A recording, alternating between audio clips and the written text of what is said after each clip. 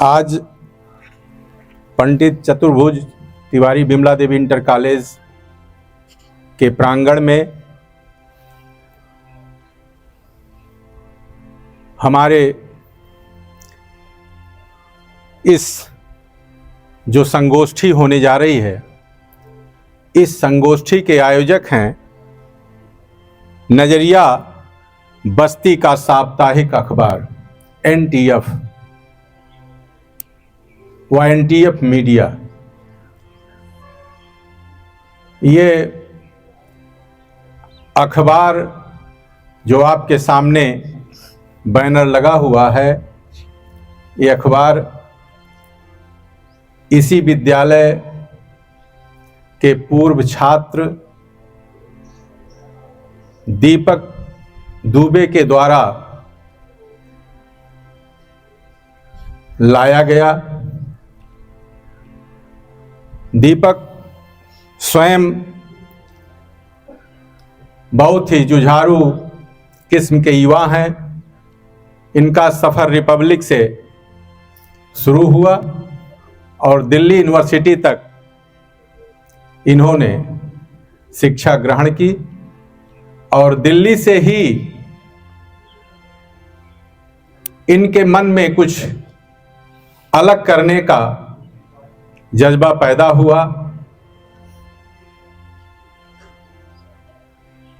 जिसका परिणाम आपके सामने है। आज आप समाज के बीच में रहते हुए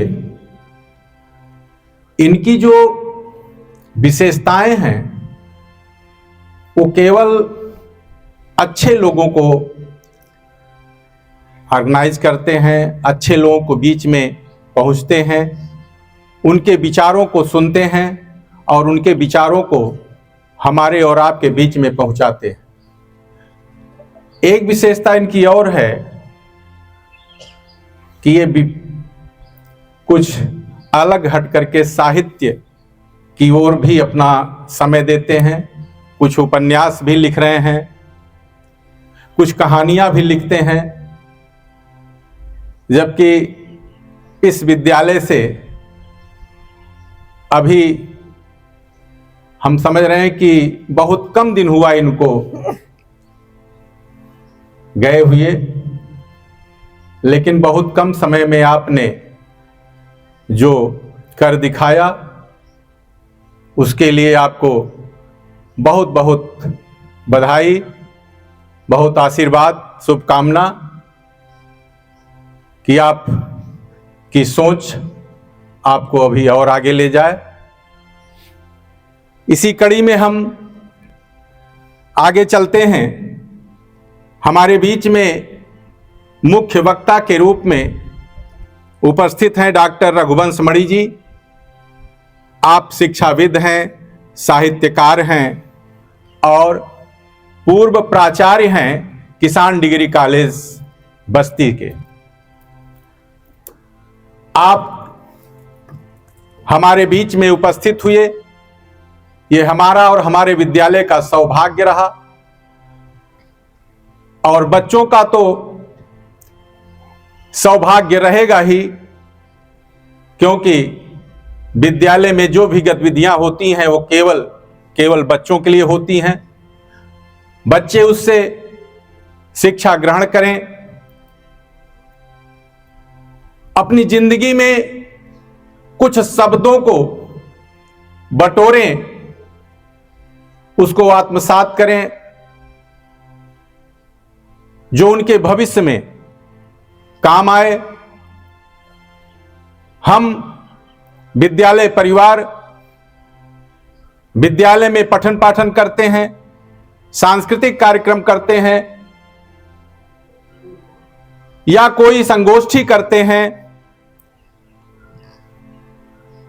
इस तरह के अगर जो भी आयोजन हम करते हैं वो सब अपने विद्यार्थियों के लिए करते हैं कि हमारे विद्यार्थी कहीं से कुछ पा जाएं और उनका जीवन उसी से आगे बढ़ जाए, तो हम अपने आप को सफल मानेंगे। आज उसी कड़ी में हमारे बीच में मंचासीन के त्रिपाठी जी भी उपस्थित हैं। आप नजरिया बस्ती के संपादक भी हैं, समाज सेवी भी हैं, मुख्य वक्ता भी हैं। आप अखबारों में, मीडिया में हमेशा आप छाए रहते हैं। आप की बातें लोगों को सुनाई पड़ती होंगी। लोग बहुत मन से देखते हैं, बहुत मन से सुनते हैं, क्योंकि आपके हर शब्द में कहीं ना कहीं कुछ संदेश, कुछ मैसेज जरूर रहता है। और वो मैसेज, संदेश जो रहते हैं वो ऐसे नहीं, वो समाज के लिए बहुत ही प्रेरक होते हैं। समाज उससे बहुत कुछ ले सकता है और लेता भी है, क्योंकि ऐसे लोग समाज के लिए ही जीते हैं। समाज में तो हर तरह के लोग हैं, लेकिन आपके बीच में आज जो उपस्थित हैं, आप महान हैं, महान व्यक्तित्व के धनी हैं। और हमारा आपका सौभाग्य है कि हम आपको आज अपने विद्यालय में पाए हैं, और वो भी दीपक दुबे के माध्यम से। बच्चों, आज आपके द्वारा आप जो सुनेंगे वो निश्चित है कि आपके भविष्य को संवारने का काम करेगा, आपके भविष्य को बनाने का काम करेगा, आपके जीवन में एक नई दिशा देगा।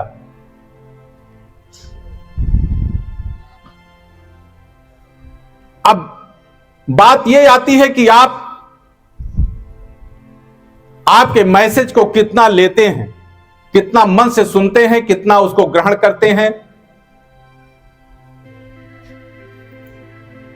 हम आपसे उम्मीद करते हैं कि आप अभी बच्चे हैं, कल आप युवा होंगे, भविष्य के कर्णधार होंगे। तो हम आज से ही जब बहुत कुछ जानेंगे, बहुत कुछ सीखेंगे, तभी हम अपने देश के प्रति, अपने भविष्य के प्रति, अपने परिवार और समाज के प्रति कुछ जिम्मेदारी का निर्वहन करेंगे और जिम्मेदार नागरिक बनेंगे। अगर हम अच्छे लोगों के बीच में नहीं उठेंगे, नहीं बैठेंगे, उनकी बातों को नहीं सुनेंगे,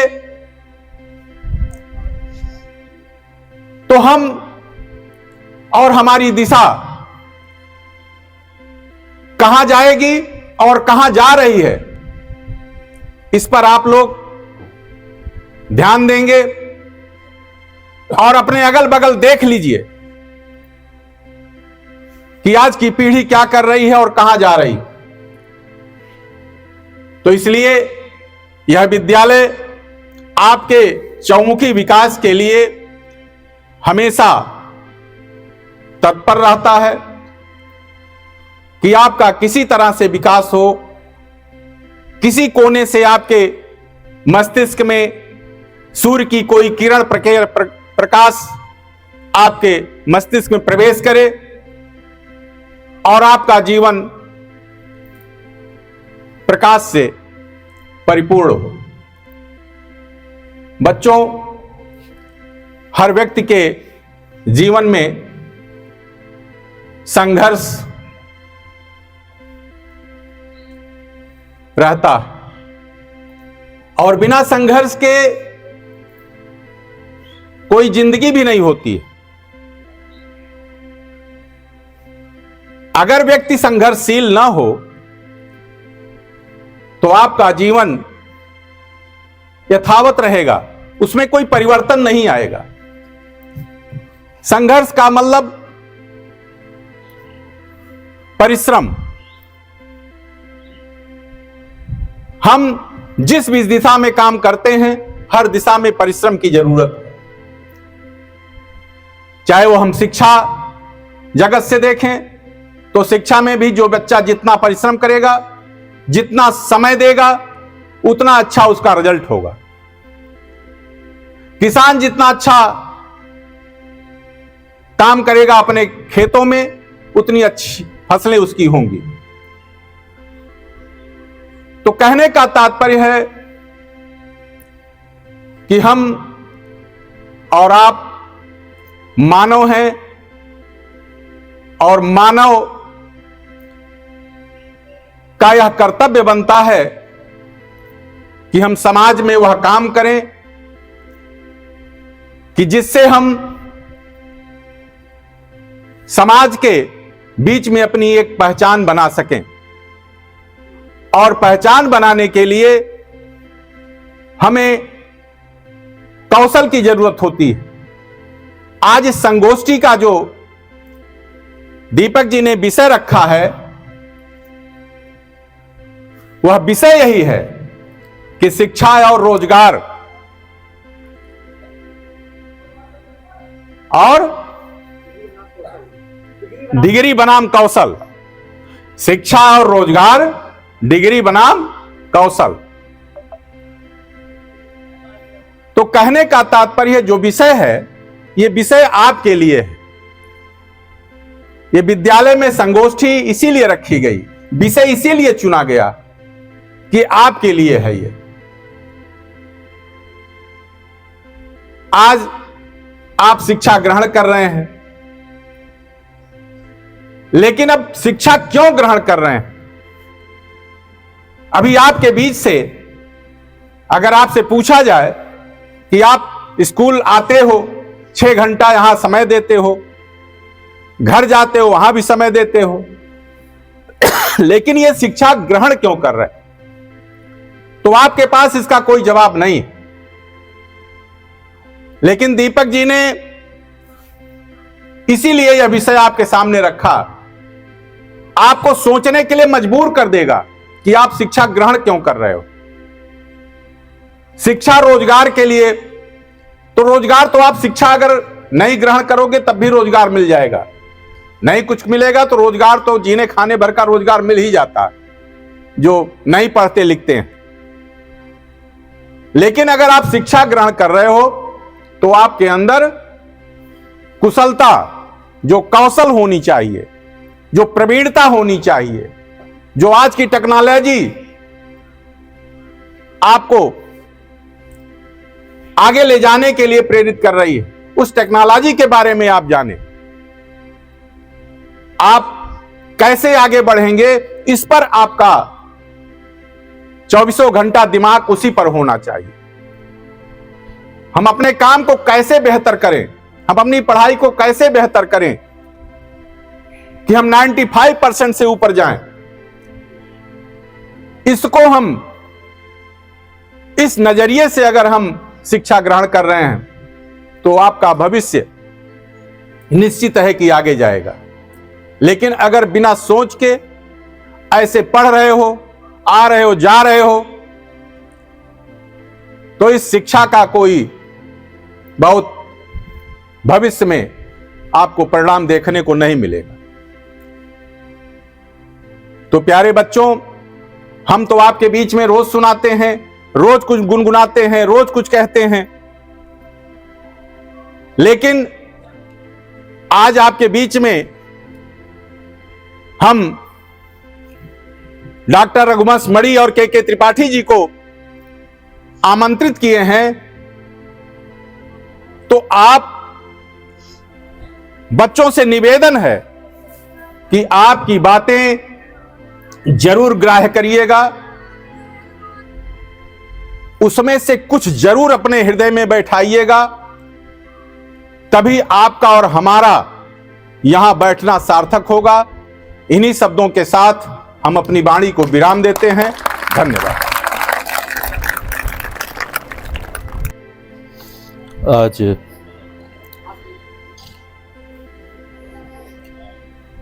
इस विद्यालय के परिसर में आयोजित इस संगोष्ठी में, जिसका कि आयोजन NTF मीडिया ने किया है और नज़रिया बस्ती का अखबार ने किया है। इस कार्यक्रम में मंच पर बैठे इस विद्यालय के प्रधानाचार्य जी, मेरे बगल में बैठे नज़रिया बस्तिका के संपादक के तिवारी जी, इस विद्यालय के सभी अध्यापकगण और मेरे सामने बैठे छात्र और छात्राओं, आज जिस विषय पर बातचीत करने के लिए हम यहाँ एकत्र हुए हैं वो बहुत ही महत्वपूर्ण विषय है। मेरे सामने जो बच्चे बैठे हैं उन्हीं के लिए यह कार्यक्रम आयोजित है और जैसा कि अभी प्रधानाचार्य जी ने बताया, आप लोग अभी छोटे हैं लेकिन भविष्य में आप लोगों के कंधे पर बड़ी जिम्मेदारियां होंगी। आप में से बहुत से लोग, बहुत से बच्चे विभिन्न पदों पर जाएंगे, ऊंचे ऊंचे पदों पर जाएंगे। कोई इंजीनियर बनेगा, कोई डॉक्टर बनेगा, कोई अध्यापक बनेगा और इस तरह से आप लोग भारत के समाज में, अपने समाज में महत्वपूर्ण भूमिकाएं निभाएंगे। जब हम लोग आपकी उम्र के थे, हाई स्कूल, इंटर में पढ़ते थे, तो जब कोई कहता था कि युवा वर्ग के कंधे पर बड़ी जिम्मेदारी है, तो हम लोग सोचते थे कि हमारे ऊपर क्या जिम्मेदारी है। देश को चलाने की जिम्मेदारी तो बड़े लोगों की होती है, उन लोगों की है जो बड़े नेता हैं, बड़े पदों पर हैं। हम लोगों की क्या जिम्मेदारी। लेकिन बच्चों, हमारी पीढ़ी ने ही पिछले 30-40 सालों में इस देश का चेहरा बदल दिया है। वही लोग जो 1972, 73, 74 में 12-13 साल के हुआ करते थे, आज उन्होंने इस देश के चेहरे को बदल दिया है। अगर कोई आदमी, अगर कोई नागरिक 1970 या 80 के भारत को याद करे और आज के भारत को देखे तो जमीन आसमान का फर्क दिखाई देगा। आज जिस तरह का जीवन आप लोग जीते हैं, आपके जीवन में जिस तरह से टेक्नोलॉजी का प्रभाव दिखाई देता है, आपके जीवन में जिस तरह से मोबाइल से लेकर के टेलीविज़न और तमाम चीज़ें आई हैं, वो 1970 के आसपास नहीं थी। 1970-72 के आसपास बहुत से ऐसे गांव थे हिंदुस्तान में जहां पर बिजली नहीं हुआ करती थी, वहां पानी के बहुत अच्छे साधन नहीं थे, विद्यालय बहुत कम थे। तो आज जिन परिस्थितियों में आप लोग जी रहे हैं, जो बदली हुई परिस्थितियां हैं, उन परिस्थितियों के लोग, उन परिस्थितियों के लिए वह पूरी पीढ़ी जिम्मेदार है जो 1970 और 80 के आसपास आप लोगों की ही तरह बच्चे, छात्र हुआ करते थे। तो आप लोग भी इस बात को समझें कि आप लोग जब बड़े होंगे तो जैसे हम लोग हैं वैसे आप भी बड़े बड़े पदों पर जाएंगे, अच्छे अच्छे स्थानों पर जाएंगे और वहाँ पर आप सभी की एक नागरिक के रूप में बड़ी महत्वपूर्ण भूमिका होगी। आप में से जो डॉक्टर बनेगा उसकी चिकित्सा के क्षेत्र में महत्वपूर्ण भूमिका होगी। आप में से जो प्रशासनिक पदों पर जाएंगे उनकी जिम्मेदारी होगी कि इस देश के प्रशासन को ठीक से ईमानदारी से चलाएं। आप में से जो लोग अध्यापक होंगे उनकी जिम्मेदारी होगी कि वे ठीक से पढ़ाएं, बच्चों को अच्छी गुणवत्तापूर्ण शिक्षा दें। आप में से जो कुछ लोग नेता भी बन सकते हैं तो उनकी भी जिम्मेदारी होगी कि वह ईमानदारी के साथ इस देश की उन्नति के बारे में, इस देश की तरक्की के बारे में सोचें। मुझे याद आता है कि अंग्रेजी में एक अमेरिकन कवि हुए हैं जिनका नाम है लॉन्गफेलो, और उन्होंने बच्चों पर एक कविता लिखी है और वे बताते हैं कि बच्चे कैसे होते हैं, जैसे किसी पेड़ की पत्तियां होती हैं। पत्तियों के द्वारा ही पेड़ अपने भविष्य के बारे में जानता है। तो उसी तरह से आप लोग हैं। जब हम लोग आप जैसे छात्रों को संबोधित करते हैं तो हम ये जानते हैं कि हम अपने भविष्य को संबोधित कर रहे हैं, क्योंकि हम लोगों का तो जीवन 10-20 साल होगा, लेकिन आप लोग 40, 50, 60 सालों तक इस देश को चलाएंगे। तो मैं समझता हूँ कि आप लोगों की बहुत महत्वपूर्ण भूमिका है और इसको आप लोगों को समझना चाहिए। जहाँ तक शिक्षा का सवाल है, शिक्षा के 2 उद्देश्य मूल रूप से होते हैं और इस बारे में बहुत से लोगों ने, बहुत से चिंतकों ने बहुत कुछ कहा है। एक उद्देश्य तो ये होता है कि आपके पास जानकारी हो, ज्ञान हो, आपकी चेतना का विकास हो। महात्मा गांधी कहा करते थे कि विद्या क्या है? सा विद्या या विमुक्तये, वह विद्या है जो मुक्त करती है। मुक्त करने का क्या अर्थ है? किस चीज से हम मुक्त हों, किस चीज से आजादी मिले? मतलब ये है कि हमारे अंदर ज्ञान पैदा हो, जानकारियां हमें प्राप्त हों और उन जानकारियों के द्वारा एक विवेक पैदा हो। उस विवेक के द्वारा हम सही गलत का निर्णय कर सकें। हम जान सकें कि हमारे चारों तरफ जो चीज़ें हैं, जो समाज है, उसमें क्या ठीक है और क्या गलत है। ठीक चीज़ों को हम स्वीकार करें और गलत चीज़ों को स्वीकार ना करें। ये शिक्षा का एक उद्देश्य होता है। क्या उद्देश्य है?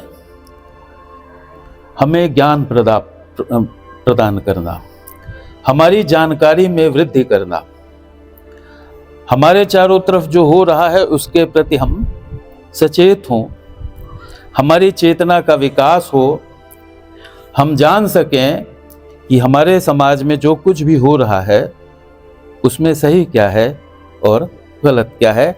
ये शिक्षा का एक उद्देश्य होता है। इसके लिए आप लोगों को बहुत से विषय पढ़ाए जाते हैं। आप साइंस पढ़ते हैं, आप भूगोल पढ़ते हैं, आप साहित्य पढ़ते हैं, आप अर्थशास्त्र पढ़ते हैं, समाजशास्त्र पढ़ते हैं। तो ये सारे विषय आपको क्या बताते हैं? ये विषय आपकी जानकारी में वृद्धि करते हैं। जब आप साइंस पढ़ते हैं तो आप जानते हैं कि कौन कौन से तथ्य इस दुनिया में हैं, कौन कौन से पदार्थ इस दुनिया में हैं, कौन कौन से रसायन इस दुनिया में हैं और उसके नियम कैसे कैसे हैं। इसी तरह से जब आप अन्य कोई विषय पढ़ते हैं तो उस विषय से संबंधित ज्ञान आपको प्राप्त होता है। इस तरह से आपकी जानकारी बढ़ती है। ये जो हमारे यहाँ क्लासों का वितरण हुआ है, जैसे कक्षा 1, कक्षा 2, कक्षा 3, कक्षा 4, तो इसका मतलब क्या है? इसका मतलब ये है कि जब आप एक कक्षा से दूसरी कक्षा में जाते हैं तो आपका ज्ञान बढ़ा हुआ होता है। और हर क्लास में, हर कक्षा में आपके लिए इसीलिए अलग सिलेबस होता है। उस सिलेबस का मतलब क्या है? उस पाठ्यक्रम का मतलब क्या है? आप उस पाठ्यक्रम को पढ़ते हैं और उसके द्वारा आपका ज्ञान बढ़ता है, क्रमशः बढ़ता चला जाता है। कक्षा 1 में आप गिनती सीखते हैं, लेकिन जब आप कक्षा 10 में पहुंचते हैं तो क्या पढ़ते हैं? पाइथागोरस का प्रमेय पढ़ते हैं। तो आपका ज्ञान इतना होता है कि आप पाइथागोरस का प्रमेय पढ़ सकें। इसी तरह से जब आप BA, MA, BSc, MSc में पहुंचते हैं तो आपकी जानकारी में वृद्धि होती है और इस तरह से आपकी चेतना का विकास होता है। ये शिक्षा का एक उद्देश्य है। लेकिन शिक्षा का एक दूसरा उद्देश्य भी है, और वो उद्देश्य क्या है? आपके अंदर ऐसे कौशल को जन्म देना, आपके अंदर ऐसे गुणों का विकास करना जिसके द्वारा आप जीविका कमा सकें और आप कोई नौकरी कर सकें, आपको आजीविका प्राप्त हो। एक बहुत पुराना श्लोक है संस्कृत का। उस संस्कृत के श्लोक में ये बताया गया है कि आखिर इस जीवन का सुख क्या है। मनुष्य के जीवन में सुख किसे कहते हैं? तो उसमें बताया गया है कि सुख क्या है? अर्थागमो नित्यम अरोगिता च। अर्थागम हो यानी पैसा आपके पास आता रहे, धन की प्राप्ति होती रहे, और अरोग्यता हो यानी आपको कोई रोग न हो, आपको कोई बीमारी न हो। अर्थागमो नित्यम रोगिता च प्रिया च भार्या प्रियवादिनी च। यानी आपकी जो पत्नी हो, आपका जो पति हो, वह अच्छा बोलने वाला हो और ठीक हो। वशस्य पुत्रम अर्थकरी च विद्या। पुत्र आपके वश में हो, आपकी संतान आपके वश में हो, यानी आप अगर कोई चीज कहें तो उसका पालन करे, उल्टा सीधा आपको जवाब ना दे। और अर्थकरी च विद्या, यानी विद्या ऐसी होनी चाहिए जो अर्थकरी हो। जो अर्थ का मतलब क्या हुआ? धन। जो धन देने वाली हो। ये क्या है? ये 6 दुनिया के सुख हैं। तो इसमें आप देखिए, अब अर्थ को महत्व दिया गया है। एक तो यह है कि अर्थ आता रहे, पैसा आता रहे, और दूसरा यह है कि आपकी विद्या ऐसी हो, आपने जो पढ़ा है, आपका जो अध्ययन हो, वो ऐसा हो जिसके द्वारा आपको जीविका मिल सके, जिसके द्वारा आप पैसा प्राप्त कर सकें, जिसके द्वारा आपका जीवन चले। तो जैसा कि मैंने कहा, 2 चीजें शिक्षा में महत्वपूर्ण है। पहला क्या है?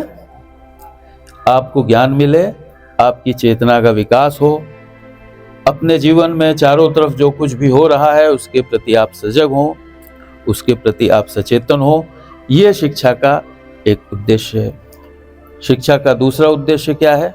शिक्षा का दूसरा उद्देश्य यह है कि आपको जिस तरह की शिक्षा दी जा रही है, इसके द्वारा आप अर्थ प्राप्त कर सकें, अपनी जीविका चला सकें।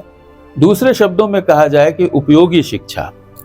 तो 2 प्रकार की शिक्षा होती है, और हम इसको अपने देश में प्राचीन काल से देखते आए हैं। पुराने समय से लेकर के आज तक जो शिक्षा व्यवस्थाएं रही हैं, उनमें इन चीजों को महत्व दिया गया है।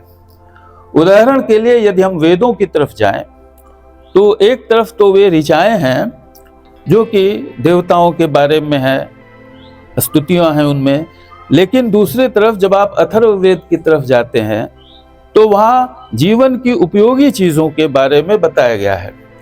वहाँ भेषज के बारे में, वहाँ दवाओं के बारे में, और वहाँ तमाम उपयोगी चीज़ों के बारे में बताया गया है।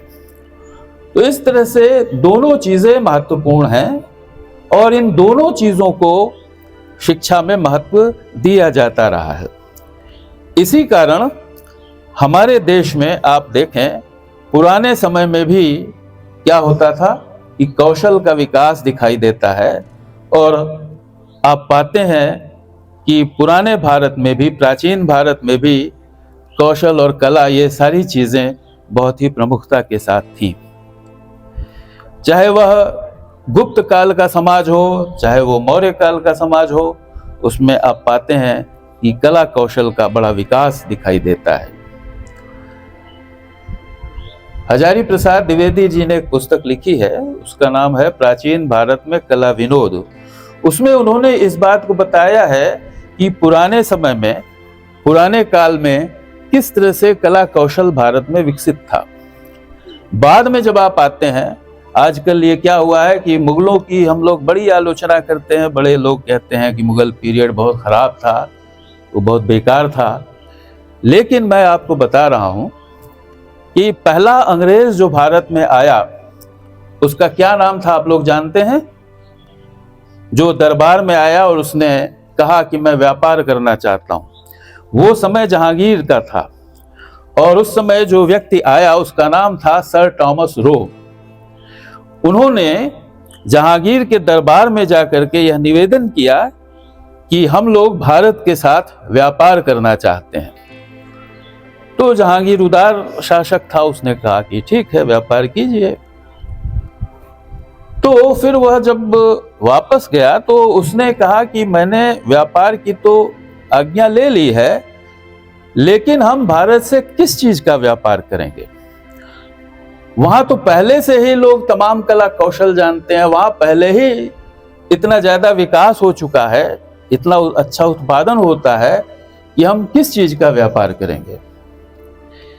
इसी तरह से जब ईस्ट इंडिया कंपनी की स्थापना हो रही थी, उस समय एक यात्री ने मुर्शिदाबाद का जिक्र किया है, अंग्रेज ही है, और उसने बताया है कि मुर्शिदाबाद यानी जो बंगाल में है, जो उस समय सिराजुद्दौला की राजधानी हुआ करती थी, उसकी क्या स्थिति है। उसके बारे में उसने लिखा है कि मुर्शिदाबाद मानचेस्टर से भी बड़ा शहर है। मानचेस्टर जो कि औद्योगिक शहर था इंग्लैंड का, जो कि बड़ा शहर माना जाता था और यह माना जाता था कि उद्योग धंधों का यह केंद्र है, उसके बारे में उन्होंने लिखा कि वह मुर्शिदाबाद से छोटा है, मुर्शिदाबाद उससे बड़ा शहर है। आप सोच सकते हैं कि भारत में मुगलों के समय में भी कला कौशल का कैसा विकास था, उद्योगों का कैसा विकास था। औरंगजेब के समय का एक किस्सा मिलता है कि उसकी बेटी थी, वो दरबार में गई तो औरंगजेब ने पूछा कि ये तुम कैसा कपड़ा पहन करके आई हो, तुमने तो कपड़ा ही नहीं पहनना है। तो उसने कहा कि मैंने मलमल की, जो बंगाल का मलमल है, उसकी 6 थान पहन रखी है। यानी उस समय हमारे यहाँ जो कपड़ा होता था वो इतना अच्छा बनता था, इतना महीन होता था, इतना बारीक होता था, इतना अच्छा होता था कि उसकी ख्याति दूर दूर तक थी। और कहा जाता है, और ये बात सही भी है, कि अंग्रेजों ने जब भारत में कदम रखा तो उन्होंने देखा कि यदि यह उद्योग बना रहेगा तो हमारा कपड़ा उद्योग सफल नहीं होगा। नहीं 5 तोले की साड़ी पहना दी है नायिका। तो इसलिए उन्होंने ये कहा कि इस उद्योग धंधे को नष्ट करना जरूरी है, और उन्होंने भारत के उद्योग धंधों को नष्ट करना शुरू किया। तो भारत में जो कला थी, भारत में जो कौशल था, उसे उन्होंने नष्ट किया और उसके बाद अपनी चीजों को यहां रखा। उन्होंने अपने सूती उद्योग को यहां बढ़ावा दिया, उन्होंने अपने कपड़ा उद्योग को यहां बढ़ावा दिया। यही बस्ती है, बस्ती में एक छोटी सी जगह है, उसको कहते हैं छोटी बक्सई। आप में से शायद कुछ लोग गए होंगे, तो वहां नील की खेती होती थी। अभी भी वहां बड़े बड़े टैंक्स बने हुए हैं जिसमें नील की पैदावार होती थी, नील को प्रोसेस किया जाता था। तो नील क्या होता है?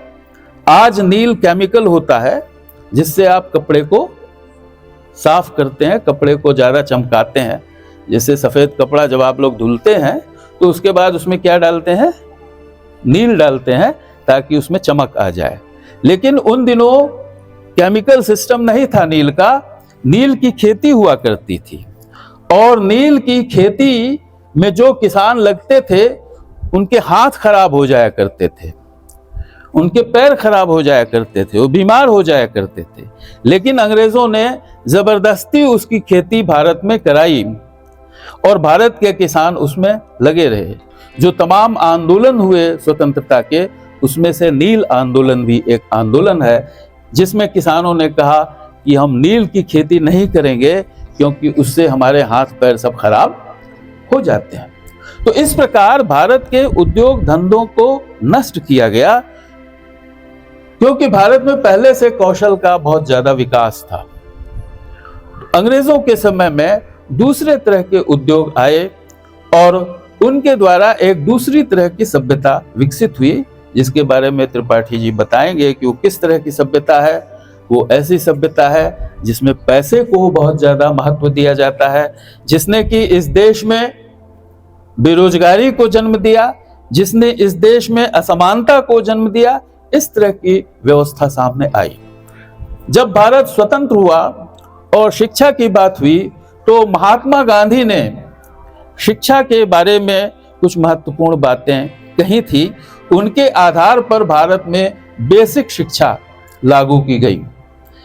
अब तो आप लोग काफी आगे आ गए हैं, बेसिक शिक्षा के बारे में बहुत जानकारी आप लोगों को नहीं है, लेकिन बेसिक शिक्षा के दो पक्ष थे। एक तरफ तो बेसिक शिक्षा का मतलब था कि बच्चों को ज्ञान की सामान्य जानकारी देना, जो कक्षा 1, 2, 3, 4, 5 में जो बच्चे होते थे, यानी उनको ये बताना कि गणित क्या है, संख्या क्या है और भाषा क्या है, थोड़ा बहुत भूगोल वगैरह की भी जानकारी दी जाती थी। लेकिन साथ ही साथ इस बात की भी जानकारी दी जाती थी कि वे कपड़ा कैसे बनावें,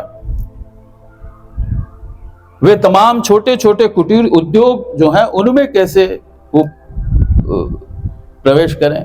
तो इस तरह से उस समय भी एक ऐसी शिक्षा दी जाती थी जिससे कौशल का विकास हो। उस दौर में जो अध्यापक गण हैं यहाँ पर, उनको याद होगा कि जब हम लोग हाई स्कूल इंटर में पढ़ा करते थे तो उस समय कताई बुनाई एक विषय हुआ करता था, उस समय बुक क्राफ्ट एक विषय हुआ करता था, उस समय कृषि एक विषय हुआ करती थी, उस समय काष्ठ कला एक विषय होता था। तो इन सारी चीजों के माध्यम से बच्चों को कौशल सिखाया जाता था और उस समय का भारत दूसरा था, उसमें ये चीजें महत्वपूर्ण हुआ करती थी। बाद में जो स्थितियां आई उसमें शिक्षा नीति में तमाम परिवर्तन सामने लाए गए। खासतौर से राजीव गांधी के समय में NEP यानी नेशनल एजुकेशन पॉलिसी आई। नेशनल एजुकेशन पॉलिसी जो आई उसकी बहुत आलोचना भी की गई। उसकी आलोचना के बहुत से आधार थे, यहाँ मैं उसकी चर्चा करूंगा, शायद आप लोगों के बहुत ठीक से समझ में भी ना आए।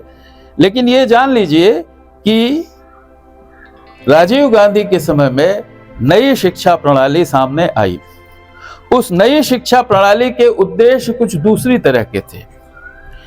ये उद्देश्य नहीं था कि किसी को आत्मनिर्भर बनाना, बल्कि उसका उद्देश्य ये था कि व्यवस्था में लोगों को अपने हिसाब से एडजस्ट करना। उन्होंने भी व्यावसायिक शिक्षा की बात की। उस समय की जो शिक्षा थी उसको लेकर के पूरे भारत में बहस शुरू हुई। उस समय मैं नया अध्यापक था, 1986 की बात है, और उस समय पूरे हिंदुस्तान में उस नई शिक्षा नीति को लेकर के बहस की गई। उस नई शिक्षा नीति को लेकर के वाद विवाद आयोजित किए गए और फिर सारी रिपोर्टें ऊपर पहुंचाई गईं। हमारा जो क्षेत्र है, यहाँ एक विद्वान इंटेलेक्चुअल हुआ करते थे, उनका नाम था किरीट जोशी। उनको ये कार्यभार दिया गया कि वो जाने कि लोग इस शिक्षा नीति के बारे में क्या सोच रहे हैं, विद्वानों के बीच इस विषय को लेकर के बहस हो कि शिक्षा नीति ये सही है या नहीं, और कहीं कहीं इस शिक्षा नीति को प्रक्रियात्मक रूप से लागू भी किया गया ताकि ये देखा जा सके कि ये शिक्षा नीति सही है या सही नहीं है। उदाहरण के लिए मैं उस समय BNKB post graduate college Akbarpur में था, तो वहाँ 2 तरह की कक्षाएं चली BA की। एक तो वो जो पारंपरिक शिक्षा थी उसके तहत, और दूसरा नई शिक्षा नीति के तहत उनको चलाया गया।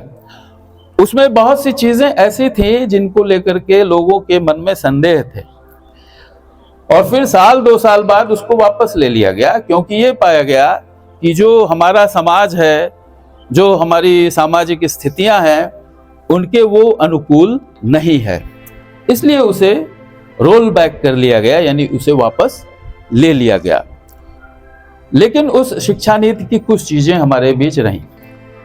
उसमें 2-3 चीजें कही गई थी जो कि एक दूसरे के कहीं कहीं अपोजिट भी थी, कहीं कहीं कंट्राडिक्टरी भी थी, यानी एक दूसरे के विरुद्ध थी। जैसे एक तरफ कहा गया कि ग्रेजुएट में यानी BA लेवल पर बहुत ज्यादा छात्र आ रहे हैं भारत में, और वो बेरोजगारी का कारण है, इसलिए इस तरह की औपचारिक शिक्षा की बहुत जरूरत नहीं है, उसकी जगह पर व्यावसायिक शिक्षा लाई जानी चाहिए। और फिर एक जगह कहा गया कि भारत में हायर एजुकेशन में बहुत कम लोग आ रहे हैं, तो वो कंट्राडिक्टरी चीजें भी थी। ये सारी चीजें सामने थी, लेकिन उस समय शिक्षा नीति पर खुलकर बहस हुई, लोगों ने आपस में बातचीत की, शिक्षकों ने भी बहस की, और उसके बाद वे इस परिणाम पर पहुंचे कि इस शिक्षा नीति में, यानी नई शिक्षा नीति में, बहुत सी ऐसी बातें हैं जो कि अनुकूल नहीं है। उसमें खास तौर से जो व्यावसायिक शिक्षा को लेकर के बात कही गई थी, तो उसमें थोड़ा आप अपने समय की भी शिक्षा को ध्यान दें कि व्यावसायिक शिक्षा पहले भी थी, जैसे ITI हुआ करता है, अभी भी है, पॉलिटेक्निक है। हाई स्कूल इंटर पास करने के बाद लोग, जो बच्चे हैं जो व्यावसायिक शिक्षा चाहते हैं, वे ITI में चले जाते हैं, वे पॉलिटेक्निक में चले जाते हैं, और वहां उनको उस तरह की शिक्षा दी जाती है। लेकिन 1990 तक आते आते, 91 तक आते आते चीजें बदलने लगीं, और परिस्थितियां इस तरह की हुई कि जो शिक्षा विभाग था उसको एक दूसरा नाम भी दिया गया। वो नाम क्या था? मानव संसाधन विकास मंत्रालय। यानी कि विद्यार्थियों को एक संसाधन के रूप में माना गया। और किस तरह के संसाधन?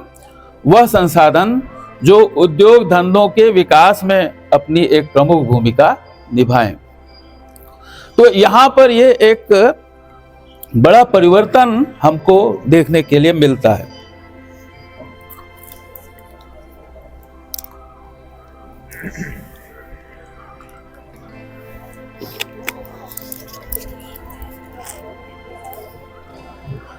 तो इस तरह से आप देखते हैं, शुरू में मैंने आपको बताया कि शिक्षा के क्या उद्देश्य हो सकते हैं। 2 उद्देश्य हो सकते हैं। एक क्या है? चेतना का विकास, और दूसरा क्या है? जीविका के लिए आपको तैयार करना। तो शिक्षा का उद्देश्य जो चेतना का विकास था वो कम हो गया, उसकी जगह पर यह ज्यादा हो गया कि जो व्यवस्था है उसकी मशीन में लोग किस तरह से शामिल हो सकें। आज क्या है? आज शिक्षा विभाग का नाम फिर बदल दिया गया है। वह मानव संसाधन विकास मंत्रालय नहीं है, शिक्षा विभाग है, लेकिन उसके काम वही हैं, उसकी नीतियां भी उसी तरह की हैं। बाद में स्थिति ये आई कि जैसे जैसे चीजों का प्राइवेटाइजेशन हुआ, उसके साथ साथ शिक्षा में बहुत सी ऐसी चीजें आने लगी जिनको कि हम प्रतिकूल पाते हैं, जो कि जो मानवीय सभ्यता है, जो मानवीय चीजें हैं, उसके विरुद्ध है। यानी हुआ ये कि पैसे को ज्यादा महत्व दिया जाने लगा, और शिक्षा के जो मूल्य थे, शिक्षा के जो नैतिक मूल्य थे, जिसके द्वारा किसी व्यक्ति के चरित्र का विकास किया जाता था, वह कम हो गया। उसका परिणाम क्या है? उसका परिणाम यह है कि हमारे समाज में बहुत ज्यादा भ्रष्टाचार दिखाई देता है। आप किसी भी क्षेत्र में चले जाएं, वहां बहुत अधिक आपको भ्रष्टाचार दिखाई देगा, क्योंकि जो एक नैतिक बल शिक्षा द्वारा मिलता था, शिक्षा जो हमें एक तरह की नैतिकता प्रदान करती थी, उस नैतिकता का बंधन कमजोर हुआ है। नैतिकता नहीं है, बल्कि उसकी जगह पर अर्थ का महत्व बढ़ता चला गया है। तो ये चीजें हमारे समाज में आई हैं, और आप देखिए कि जैसे जैसे शिक्षा व्यवस्था आगे बढ़ती गई है, वैसे वैसे बहुत सी नैतिकता की चीजें कमजोर होती गई हैं। 2020 में जब नई शिक्षा नीति लागू की गई तो बिल्कुल दूसरी तरीके से लागू की गई। राजीव गांधी के समय में नई शिक्षा पर पर्याप्त बहस हुई थी, बहुत सी बातचीत हुई थी, और ये देखा गया था कि इसमें क्या गुण हैं और क्या गुण नहीं हैं। शिक्षाविदों ने उस पर चर्चा की थी। लेकिन 2020 में जब नई शिक्षा नीति को लागू किया गया तो उस पर कोई बहस नहीं की गई, उसे जैसे का तैसा लागू कर दिया गया। उसका परिणाम हमारे सामने है। हम खासतौर से हायर एजुकेशन में जहाँ पर मैं काम कर रहा हूँ, मैं जानता हूँ कि वहाँ साल भर परीक्षा ही होती रहती है, पढ़ाई के लिए बहुत कम अवकाश बचा है, और भी बहुत सी चीज़ें हैं जो कि कागजी लेवल पर बहुत ज़्यादा हो गई हैं, व्यावहारिक रूप में वह हमारे सामने नहीं दिखाई देती। तो यह जो व्यवस्था है ये चाहती है कि लोग, जो एक औद्योगिकरण हुआ है हमारे देश में, जो एक यूं कहिए कि अर्थ की संस्कृति विकसित हुई है, उसमें केवल मशीन के रूप में इस्तेमाल हो। यह जो व्यवस्था है, जिसको आप कोई भी नाम दे सकते हैं, पूंजीवादी व्यवस्था कह लीजिए या अर्थ वाली व्यवस्था कह दीजिए, उसमें लोगों को यंत्र के रूप में, लोगों को पुर्जे के रूप में स्थापित यह व्यवस्था करना चाहती है। तो इस तरह से शिक्षा का जो मॉरल पक्ष था, शिक्षा का जो चेतना का पक्ष था, जिसको गांधी जी कहते थे सा शिक्षा या विमुक्त है, वह शिक्षा जो मुक्ति प्रदान करती है, वह शिक्षा जो नैतिकता हमारे अंदर लाती है, मानवीय मूल्यों को हमारे अंदर पैदा करती है, वो चीजें कमजोर हो गई हैं। हमारे समय में केवल ये बात महत्वपूर्ण हो गई है कि किस तरह से इस उद्योग तंत्र में हम मशीन के रूप में इस्तेमाल हो। बाद के जो परिवर्तन हुए हैं, अभी जो हालिया परिवर्तन हो रहे हैं, उसमें तो ये भी होता जा रहा है, हो रहा है कि कोई कुलपति अगर शिक्षा के क्षेत्र का नहीं है तो भी वह कुलपति हो सकता है। तो इस तरह से जो बाहरी चीजों का हस्तक्षेप शिक्षा में हो रहा है, शिक्षा में जो ये कहा जा रहा है कि जो उद्योगपति हैं वो भी शिक्षा में आ सकते हैं, वो भी शिक्षा को नियंत्रित कर सकते हैं। तो ये सारी चीजें हमारे समय में शिक्षा के क्षेत्र में जो विकास हो रहा है, शिक्षा के क्षेत्र में जो नवोन्मेष हो रहे हैं, जो नई नई चीजें आ रही हैं, उन पर आप सभी लोगों को ध्यान रखने की जरूरत है। इसे आप लोग बहुत ही संजीदा होकर के देखें और आप अपनी आजीविका के लिए प्रयास करें। आजीविका तो बहुत ज़रूरी है, लेकिन साथ ही साथ शिक्षा का जो दूसरा उद्देश्य है, आपको एक बेहतर नागरिक बनाना, आपके अंदर चेतना का विकास करना, आपके अंदर सही और गलत की पहचान हो सके, ये शक्ति आपके अंदर विकसित करना, यानी आप में विवेक पैदा करना, ये बात भी महत्वपूर्ण है और आप लोग इस विषय पर ध्यान दें। तो मैं संक्षेप में जो कहना चाहता हूँ यही है कि शिक्षा के जो दो पक्ष हैं, एक तो आपको आजीविका प्रदान करने वाला पक्ष है, उस क्षेत्र में आप लोग पढ़ ही रहे हैं, अध्ययन कर रहे हैं और आप में से बहुत से लोग अच्छे अच्छे पदों पर जाएंगे, लेकिन साथ ही साथ आपको इस बात पर भी ध्यान देना चाहिए कि ये समाज किस तरह का है, हम किस तरह के समाज में रह रहे हैं, इसमें सही क्या है, गलत क्या है, इस पर भी हम ध्यान दे सकें। तो इस तरह से शिक्षा में केवल डिग्री का महत्व नहीं है। डिग्री तो आपको मिल सकती है और डिग्री के माध्यम से आप कोई नौकरी भी प्राप्त कर सकते हैं, लेकिन यह डिग्री कैसी होनी चाहिए, इसमें गुणवत्ता जरूरी है। आप जब पढ़ते लिखते हैं तो उसका एक उद्देश्य यह भी होता है कि आपके अंदर चेतना का विकास हो, एक सजग नागरिक भी आप बन सकें, यह भी डिग्री का महत्व है। तो शिक्षा में गुणवत्ता का महत्व है। आप जो पढ़ते हैं वो कितना अच्छी तरह से पढ़ रहे हैं, आप बड़े बड़े विद्यालयों में जाते हैं तो किस तरह से बेहतरीन शिक्षा आपको मिल सकती है। यदि आप डॉक्टर हैं तो आप कितने अच्छे डॉक्टर बन सकते हैं, आपको नई नई चीज़ों का कितना ज्ञान है। अगर आप इंजीनियर हैं तो आपको दुनिया में जो नई नई चीज़ें हो रही हैं उनकी कितनी जानकारी है। ये सारी चीज़ें महत्वपूर्ण हैं, लेकिन साथ ही साथ ये भी महत्वपूर्ण है कि एक डॉक्टर अगर है तो वो कितना मनुष्य है। अगर वह मनुष्य है, अगर उसमें इंसानियत है, तो वह डॉक्टरी का ठीक तरह से इस्तेमाल करेगा, वो एक बेहतर डॉक्टर बनेगा, वो एक ऐसा डॉक्टर बनेगा जो कि लोगों की जान बचाएगा।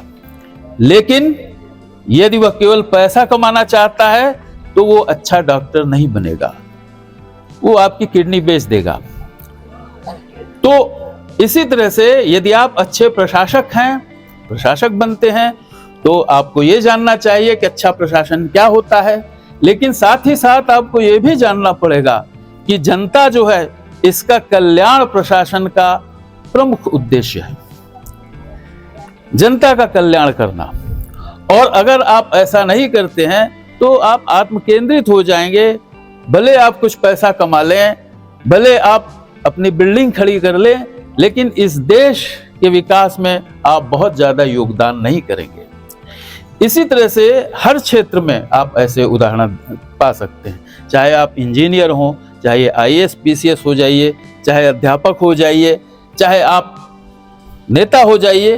अगर आपके अंदर नैतिक मूल्य नहीं होगा, यदि आपके अंदर जनता के कल्याण की भावना नहीं होगी, तो आप एक तरह से अधूरे व्यक्ति रहेंगे।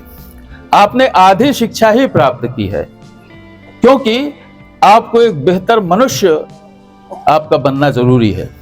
अगर आप बेहतर मनुष्य नहीं होंगे तो इस देश के भविष्य में आप भ्रष्टाचार को ही बढ़ाएंगे, इस देश के भविष्य में आप जन कल्याण को नहीं बढ़ाएंगे। तो इसलिए इस मानवीयता को, इस मानवीय मूल्य का होना भी आप लोगों के अंदर जरूरी है। इस दृष्टि से आप रोजगार, गुणवत्ता, मानवीयता, इन सारी चीजों को ठीक से समझें। शिक्षा और रोजगार का जहां तक सवाल है, रोजगार शिक्षा का एक प्रमुख तत्व है। आपको रोजगार मिलना चाहिए, लेकिन साथ ही साथ यह भी महत्वपूर्ण है कि आपकी चेतना का विकास हो, समाज में जो कुछ भी हो रहा है उसको आप ठीक से जान सकें और अपनी शिक्षा का उपयोग जनता के कल्याण के लिए, मनुष्यता के कल्याण के लिए कर सकें। तो इन्हीं शब्दों के साथ मैं अपनी बात समाप्त करना चाहता हूँ। बहुत बहुत धन्यवाद। Sir, my name is Ananya Sharma and I study in class 8। तो मेरा क्वेश्चन ये है कि जब मैं पढ़ने बैठती हूँ तो मन मेरा पढ़ने में नहीं लगता, मतलब इधर उधर जाता है ज़्यादा।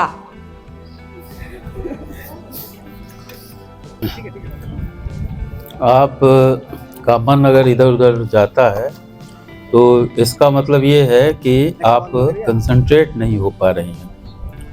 तो इसके लिए ज़रूरी है कि जो भी आप विषय पढ़ें उसमें आपकी रुचि हो।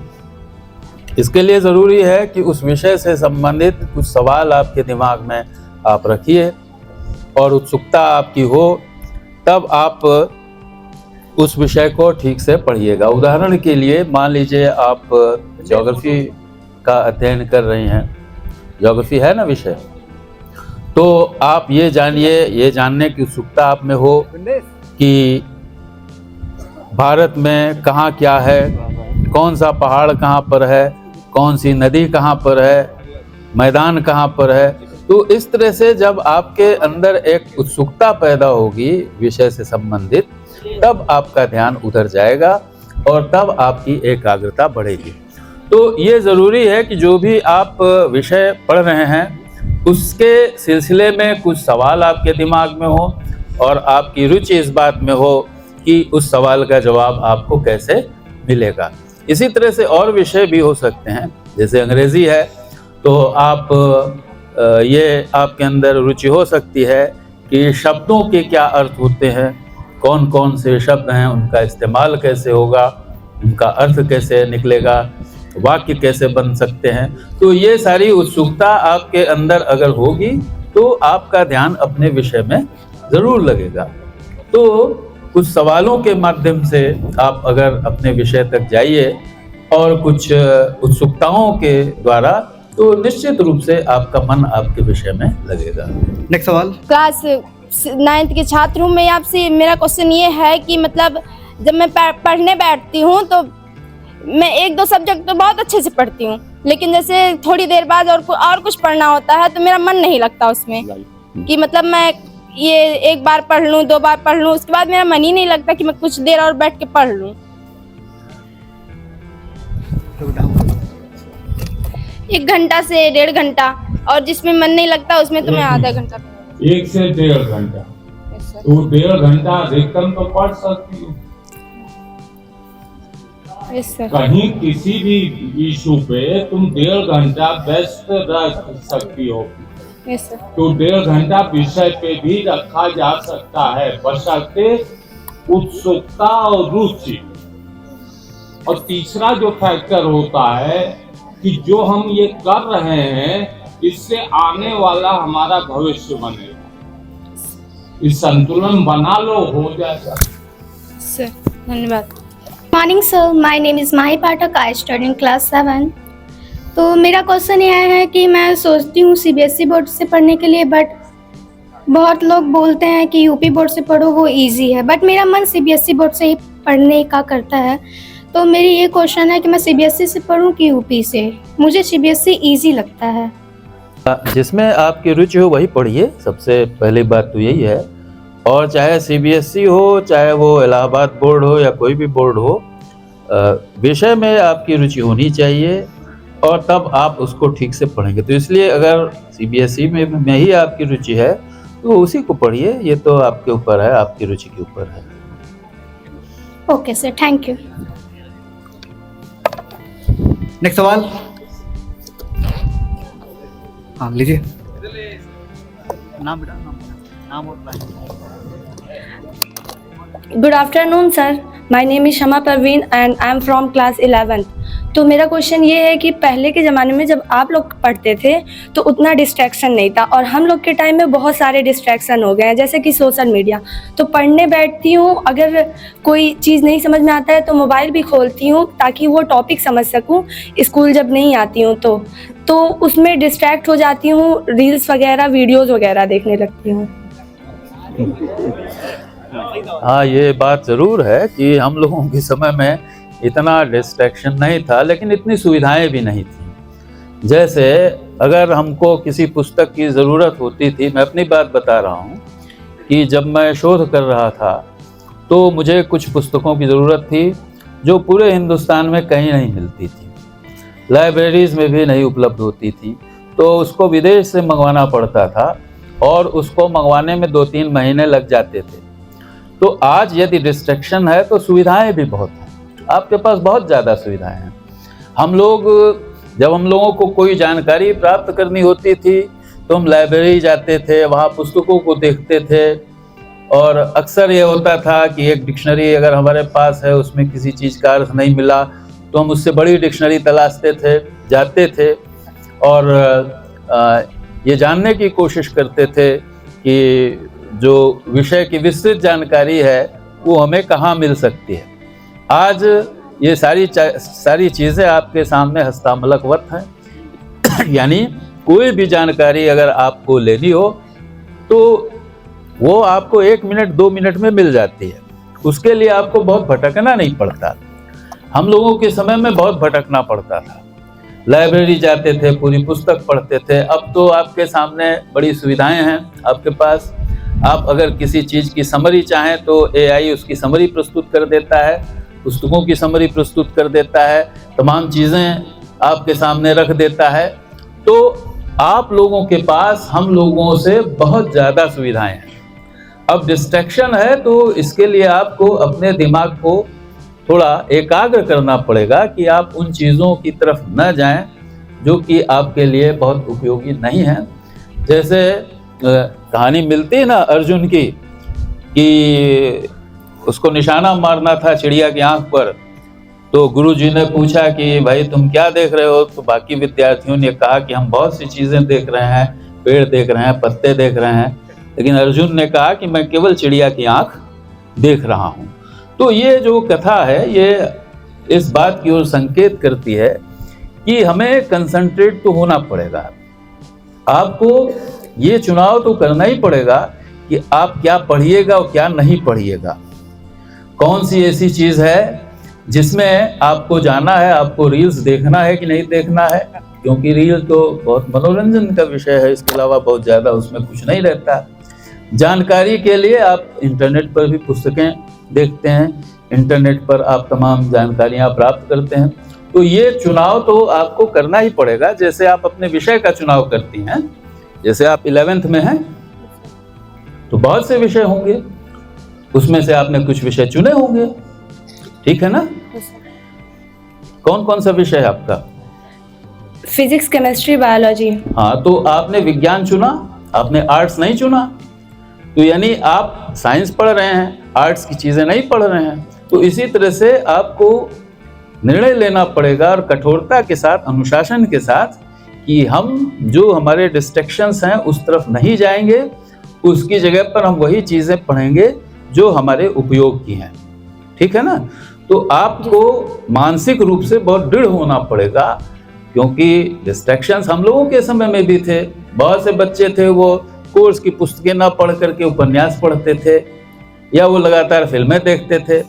लेकिन जो लोग पढ़ने में रुचि रखते थे, जो बच्चे, वो पढ़ते थे, उन चीज़ों को पढ़ते थे जिनसे उनको ज्ञान प्राप्त हो। तो आपको भी एक दृढ़ता तो दिखानी पड़ेगी, फर्म डिटर्मिनेशन तो आप में होना चाहिए कि हम वही चीज़ें पढ़ेंगे जो हमारे उपयोग की हैं, जो हमारे काम की हैं।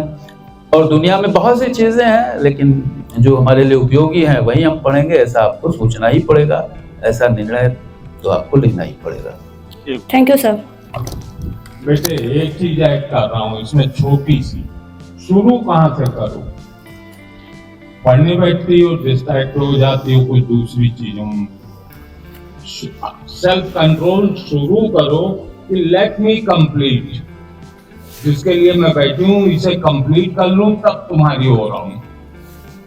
यहाँ से जब शुरू करोगी तुम्हारा सेल्फ कंट्रोलिंग पावर धीमे धीमे 10 मिनट, 15 मिनट, आधा घंटा, फिर 24 घंटे, फिर तुम अपने को कंट्रोल कर सकते। लेकिन पहला सवाल अपने से करो कि नहीं, पहले हमने जिसके लिए खोला है उसे हम देख लें, वो काम कंप्लीट हो जाए, देन हम इस पे देखते हैं। Next question. Good morning respected sir, my name is Shivani Maurya, I am from class 9। मेरा प्रश्न ये है कि शिक्षा ज़्यादा बड़ा है या स्किल? जैसे आज के टाइम पर नौकरी आ नहीं रही है सरकारी, और सारे जो जॉब्स हैं एआई रिप्लेस कर रहा है। तो हाँ, ये एक बड़ा सवाल है कि जैसे हमारे समय में स्किल किस तरह की है। अभी हमने जो पूरा भाषण दिया उसमें आपको बताया कि दो चीज़ें हैं, एक तो नैतिकता है, जो ज्ञान है, विवेक है, और दूसरी तरफ स्किल है। लेकिन स्किल के साथ भी अब समस्या ये आती जा रही है कि लगातार जो हमारी व्यवस्था है, इस व्यवस्था में नौकरी के लिए अवसर कम होते जा रहे हैं। और जैसे अभी ऑक्सफैम की रिपोर्ट आई है अभी कुछ दिन पहले, उसमें ये आई है रिपोर्ट कि जो हमारा समाज है, पूरा विश्व है, उसमें कुछ लोगों के पास पूरा जो धन है वो कंसंट्रेट होता चला जा रहा है। और इसका परिणाम ये है कि जो स्किल्ड लोग हैं उनके लिए नौकरियां लगातार कम होती जा रही हैं। क्योंकि होता यह है कि ऑटोमेशन के साथ जो मशीनीकरण हुआ है, इसके साथ लोगों के पास रोजगार के अवसर लगातार कम होते गए हैं। ये व्यवस्था संबंधी समस्या है। और इससे भी बड़ी बात यह है कि जो स्किल्ड लोग हैं उनको भी किस तरह के रोजगार मिल रहे हैं, ये बड़ा सवाल है। जैसे आज बहुत से बच्चे हैं, वो युवा वर्ग, वो ऐसे रोजगार में लगा हुआ है जहां उनको पैसा बहुत कम मिलता है, बहुत कम मिलता है। जैसे किसी काम में लगे हुए हैं, उनको 10,000 मिल रहा है, 12,000 मिल रहा है। तो इस तरह की नौकरी का कोई बहुत मतलब नहीं है। इसको भी मैं तो कम से कम बेरोजगारी की ही श्रेणी में मानता हूँ, क्योंकि वेतन क्या है और वेतन का कंसेप्ट क्या है।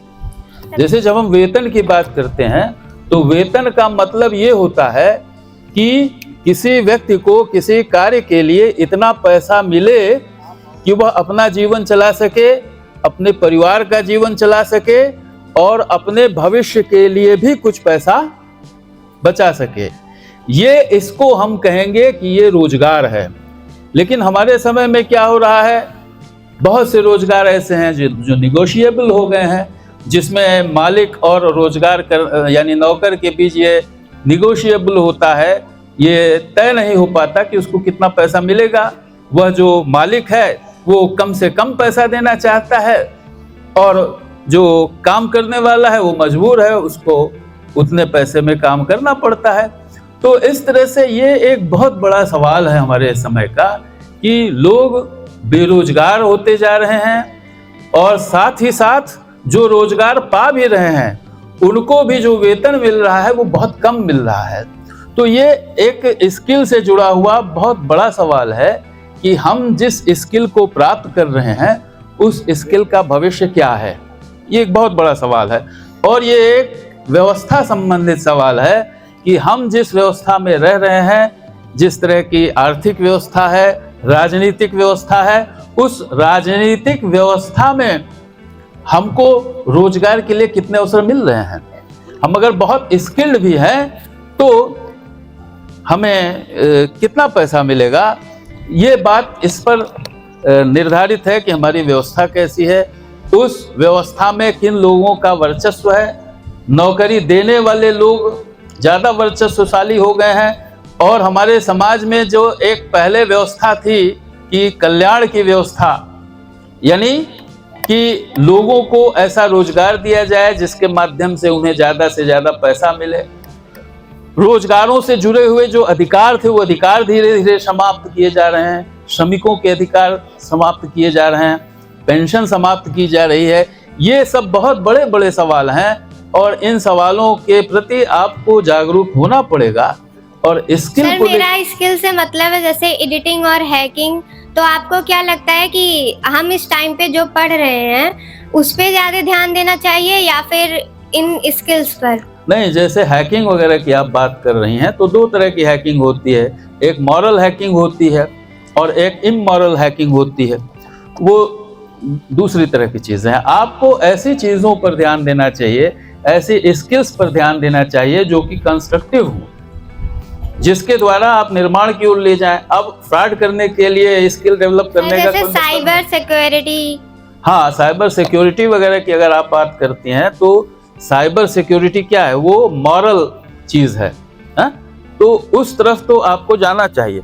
इसके अलावा ये भी ज़रूरी है जो आधुनिकतम चीज़ें हमारे सामने आ रही हैं, जैसे जब हम लोग 84-85 के आसपास के समाज में थे तो उस समय कंप्यूटर ठीक से आया नहीं था और कंप्यूटर की एजुकेशन कम इंस्टीट्यूशंस में थी, तो वो नई चीज़ें दिखाई देती थी और लोगों को लगता था कि इसका कोई महत्व नहीं है, लेकिन आज उन चीज़ों का बहुत ज़्यादा महत्व हो गया है। इसी तरह से जो नई नई चीज़ें आ रही हैं साइंस के क्षेत्र में, टेक्नोलॉजी के क्षेत्र में, उनका आने वाले दिनों में महत्व होगा, तो इसलिए उस स्किल को हम नज़रअंदाज नहीं कर सकते, वो स्किल ज़रूरी है। तो जो पारंपरिक स्किल्स थी उनकी जगह पर जो नई स्किल्स आ रही हैं उन ओर भी ध्यान देना बहुत ज़रूरी है। बेटे, आपके दो सवाल थे जो आपने पूछा, एक एडिटिंग और हैकिंग को लेके, एक इससे पिछला सवाल कि ये जो डेवलपमेंट हो रहा है उसके बाद हमारी स्किल कहाँ तक काम आएगी। अगर नई टेक्नोलॉजी आती है जो रोज चेंज हो रही है, नई नई चीजें विधिवत आविष्कार किए जा रहे हैं, उनका उपयोग किया जाए, उस टेक्नोलॉजी पे जब निर्माण शुरू होगा तो वहाँ स्किल की जरूरत पड़ेगी और उस स्किल को सीखने के लिए आपको एजुकेशन चाहिए, उसका प्रॉपर रिसोर्स चाहिए। रिसोर्स अगर आपके सिलेबस में नहीं है, आपके बस्ती डिस्ट्रिक्ट में नहीं है, अखबारों में नहीं है, तो गूगल है और तमाम ब्राउजर हैं जिनका उपयोग करके आप कर सकते हैं। और एडिटिंग और हैकिंग, एक चीज मैं मानता हूं, कोई भी मशीन इंसान बनाता है और अगर इंसान बनाता है तो मशीन को तोड़ा जा सकता है, मशीन को नष्ट किया जा सकता है, मशीन को और उन्नत किया जा सकता है, और ये सब कुछ करने के लिए उसे स्किल चाहिए। इसलिए आप एडिटिंग हो चाहे हैकिंग हो, मॉरलिटी के बारे में डॉक्टर साहब ने बता दिया है, ये आपको तय करना है। इन दोनों की जरूरत हमारे समाज में लगातार बनी रहेगी, चाहे जितना उन्नत हम हो जाए। Good morning sir, I am Nisha Kasadan, I study in class 7th। मेरा क्वेश्चन ये है कि फर्स्ट से लेके 8th तक हमने CBSE बोर्ड से पढ़ा, लेकिन बहुत लोग कहते हैं कि CBSE बोर्ड आगे चल के यूपी बोर्ड आगे चल के काम नहीं है। मेरा मन करता है कि मैं यूपी बोर्ड से पढूं, लेकिन आगे बहुत लोग कहते हैं आगे चल के यूपी बोर्ड काम नहीं है। अगर से IAS में कहते हैं यूपी बोर्ड नहीं काम आएगा उतना, तो यही मुझे क्वेश्चन। ऐसा नहीं है, जो भी बोर्ड है, जिस भी बोर्ड में आप पढ़ रहे हैं, सवाल ये है कि आप उस बोर्ड तो केवल माध्यम है, उसके द्वारा आप आगे कहाँ तक जा रहे हैं। जहाँ तक हम लोगों की जानकारी पहले होती थी कि जो यूपी बोर्ड के लड़के थे वो IAS-PCS ज़्यादा बनते थे, तो अब क्या स्थितियाँ हम नहीं बता सकते, लेकिन ये बोर्ड से कोई फ़र्क नहीं पड़ता है। फ़र्क इस बात से पड़ता है कि आप कितना मेहनत कर रही हैं, कितनी जानकारी आपको प्राप्त हो रही है, और इस जानकारी के द्वारा आप कहाँ पहुँच रही हैं। बोर्ड तो एक माध्यम है, और इन दोनों बोर्ड्स में बहुत फ़र्क नहीं पड़ता, उसमें बोर्ड से कोई ज़्यादा फर्क नहीं पड़ता। माध्यम महत्वपूर्ण नहीं है, महत्वपूर्ण ये है कि आप कितना मेहनत करती हैं। सर यूपी बोर्ड अच्छा है या CBSE बोर्ड अच्छा है? बेटे पहले इन बोर्डों में डिफरेंसेस थे, लेकिन सिलेबस चेंज होने के बाद अब नॉलेज बेस ही बोर्ड हो। हेलो, एग्जामिनेशन का पैटर्न भी लमसम एक तरह के हो। अपना नॉलेज बैंक बढ़ाओगी। हाँ गाड़ी है, लेकिन अभी थोड़ा एक कार्यक्रम में है। हाँ बताइए। उतने ही रहेंगे, CBSE बोर्ड से कर रही हो उतने ही रहेंगे। अच्छा, तो रास्ता थोड़ा हमको बताना पड़ेगा फिर से। इसके अलावा जो रीजनल बोर्ड हैं, आप 3 सेंट्रल बोर्ड, यूपी रीजनल है, बाकी जो सेंट्रल बोर्ड की आप बात कर रही हो, हर स्टेट के अपने रीजनल बोर्ड है। हाँ ठीक है, हम आ जाएंगे वहाँ। और अच्छी तरह से वो स्किल दे रहे हैं, एजुकेशन पा रहे हैं, सोसाइटी में अपने को एब्जॉर्ब कर रहे हैं। इवन जो अब्रॉड जाके सॉफ्टवेयर से लेके, हॉस्पिटैलिटी से लेके, इंजीनियरिंग से लेके तमाम जगह अपना अच्छा प्रदर्शन कर रहे हैं। तो डजंट मैटर ये है कि आप नॉलेज कितना गेन करें। Good afternoon, sir. My question is, my name is Ananya Kashodan from class 7th standard. I have 3 questions. First question is कि सबको जो सब्जेक्ट कठिन लगता है, जैसे मैथ, साइंस, उसमें मेरी रुचि ज़्यादा है, लेकिन जो आसान लगता है जैसे हिंदी, इंग्लिश, उसमें मेरी रुचि कम है। वो सब समझ नहीं आता, लेकिन मैथ और साइंस बहुत ज़्यादा समझ आता है। ये क्यों? और सेकंड सवाल है कि बच्चों को पढ़ना ही क्यों ज़रूरी है? खेलना कूदना भी तो ज़रूरी होना चाहिए। थर्ड सवाल है कि बच्चों को हरदम नौकरी करना ही क्यों कहा जाता है, बिजनेस करने को क्यों नहीं कहा जाता है? तुम्हारे 3 सवाल के 3 जवाब दे रहा हूँ। पहला सवाल, किसी भी विषय को आप कमांड करती हो तब जब आप में उत्सुकता होती है। उत्सुकता आपके रुचि, उत्सुकता मीन्स क्यूरियोसिटी, ये है क्या, ऑब्जर्वेशन। दूसरा इंटरेस्ट, जब ये सवाल आपके भीतर डेवलप हुआ, ये है क्या, इससे मुझे जानना है, तो आपका इंटरेस्ट डेवलप हुआ, तब आप रिसोर्स ढूंढती हो कि कहाँ से मिलेगा, और जब रिसोर्स मिलता है तब आप प्रैक्टिस में आती हो। प्रैक्टिस में आकर उसमें आप अपने को बिजी कर लेती हो। बिजी वैसे ही करती हो जैसे जब आप कोई चीज, कोई भी काम जो पसंद करती हो, उसमें समय कितना गुजर जाता है आपको एहसास नहीं होता, अनलेस अनटिल आपके पेरेंट्स, मम्मी पापा डांटे नहीं या बुलाएं। तो हिंदी हो चाहे भूगोल हो चाहे इतिहास हो, इट डजंट मैटर। आप जिस दिन उत्सुक हो जाओगे आपकी रुचि बन जाएगी, और रुचि बन जाएगी तो रिसोर्स भी आप ढूंढ लोगे। रिसोर्स के लिए आप क्वेश्चन भी कर सकते हैं, अपने टीचर्स, अपने प्रिंसिपल, अपने जो उस तरह के लोग हैं उनसे आप सहायता मांग। दूसरा सवाल क्या था बेटे आपका? स्पोर्ट्स बेस रिकॉर्डिंग करो। पढ़ना ही क्यों जरूरी है? ये हमने कब कहा कि पढ़ना? एक मिनट, बहुत से लोग सोसाइटी में एक मान्यता है पढ़ना। पढ़ना इसलिए भी जरूरी है कि नॉलेज खेलने से ही नहीं आती। नॉलेज बटोरना, नॉलेज को इकट्ठा करना, नॉलेज आप में पर्सनालिटी डेवलपमेंट करती है, आपका व्यक्तित्व का विकास करती है, आपकी समझ को, आपकी चेतना को, और आपके अधिकार क्या है और कर्तव्य क्या है, यहाँ तक की जानकारी देती है। तो पढ़ाई का सामान्यतः इतने अर्थ में तो आपको लेना ही पड़ेगा। खेलना आ जाता है जिसमें आप अपने पढ़ाई की क्षमता से खेलने में नए तरीके ढूंढ सकती हो, उसमें एक्सपर्टाइज हो सकती हो, उसमें स्किल डेवलप कर सकती हो, उसमें तुम्हारा भविष्य कहाँ छुपा हुआ है, ये कहने में कोई हिचक नहीं कि चाहे खेल हो, चाहे संगीत हो, चाहे गायन का हो। अभी हमारे इस पिछड़े बेल्ट में इसका इंफ्रास्ट्रक्चर कमजोर है, लेकिन अगर आपका जानकारी रहेगी पढ़ाई के कारण तो आपको मालूम रहेगा कि आप जो गेम खेलने जा रही हो उस गेम में आपको कहाँ अवसर है, कितनी मेहनत करनी पड़ेगी, स्किल डेवलप करके कैसे हम उस रास्ते को पार करके जाएं। तो वो एक संतुलन है बेटा, उसमें भी अवसर है, बड़े अवसर हैं। सवाल यही है कि उन अवसरों की चाबी पढ़ाई है। तीसरा क्वेश्चन ये है कि बच्चों को हरदम क्यों कहा जाता है नौकरी करो, डॉक्टर बनो, इंजीनियर बनो, आईएएस बनो, क्यों नहीं कहा जाता कि बिजनेस करो? यही दीपक उदाहरण है, ना आईएएस बना, ना इंजीनियर बना, ना डॉक्टर बना। लेकिन सारे एक मिनट, और आप 300 साढ़े 300 बच्चे, प्राचार्य महोदय, प्रबंधक महोदय, डॉक्टर साहब, हम जैसे लोग इकट्ठा होकर आपस में हम क्रॉस टॉक करते हैं। लेकिन आधे से ज्यादा पेरेंट्स हैं जो मानते हैं कि बिजनेस में कुछ नहीं रखा है।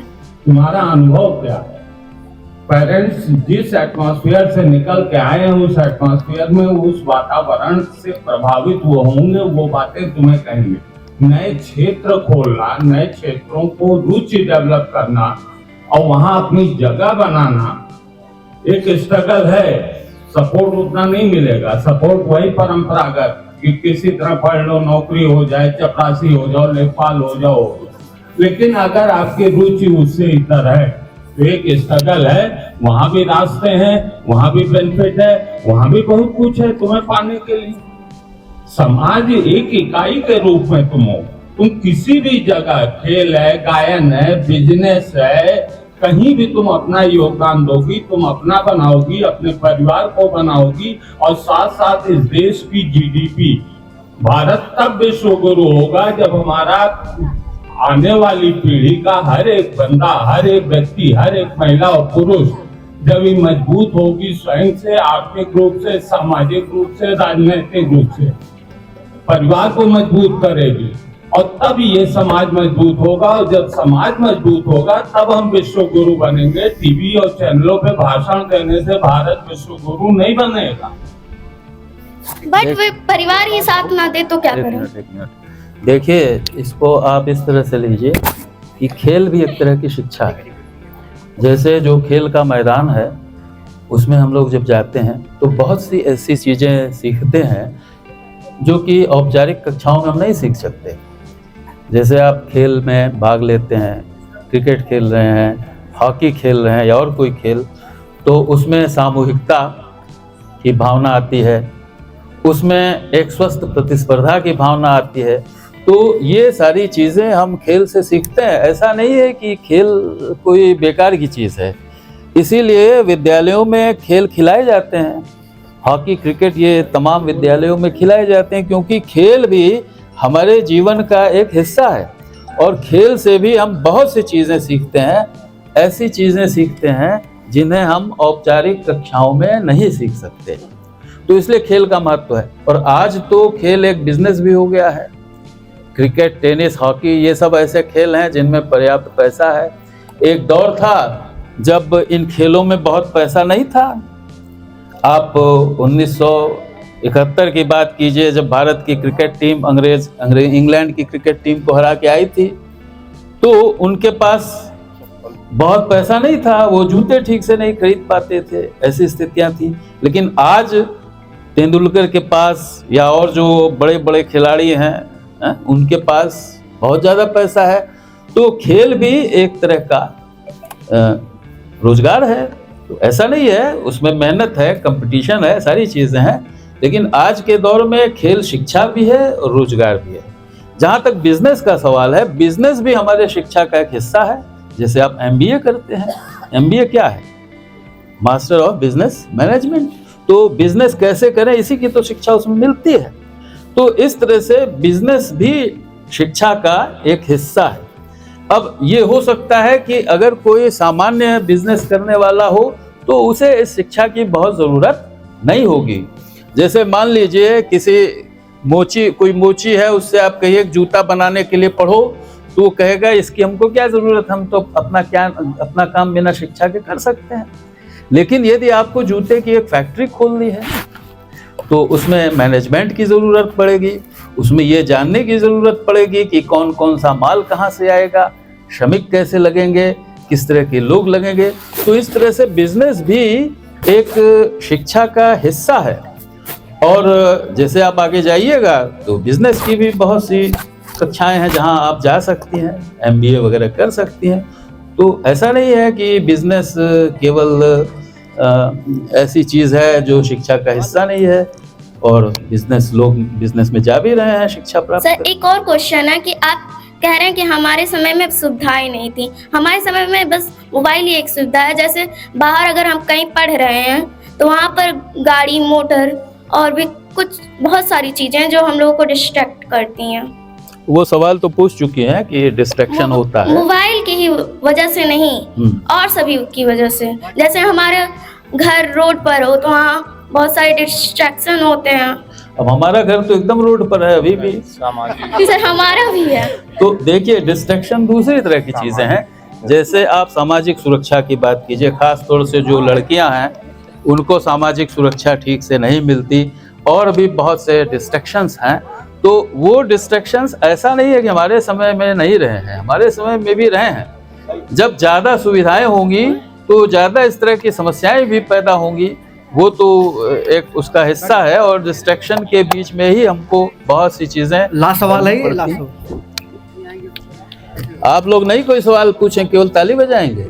गुड आफ्टरनून सर, मेरा नाम प्रिया वर्मा, मैं क्लास 11 की छात्रा हूँ। मेरा सवाल यह है कि क्लास में अगर कोई चीज़ समझाया जाता है तो वो आता है समझ में, लेकिन बाद में भूल जाता है।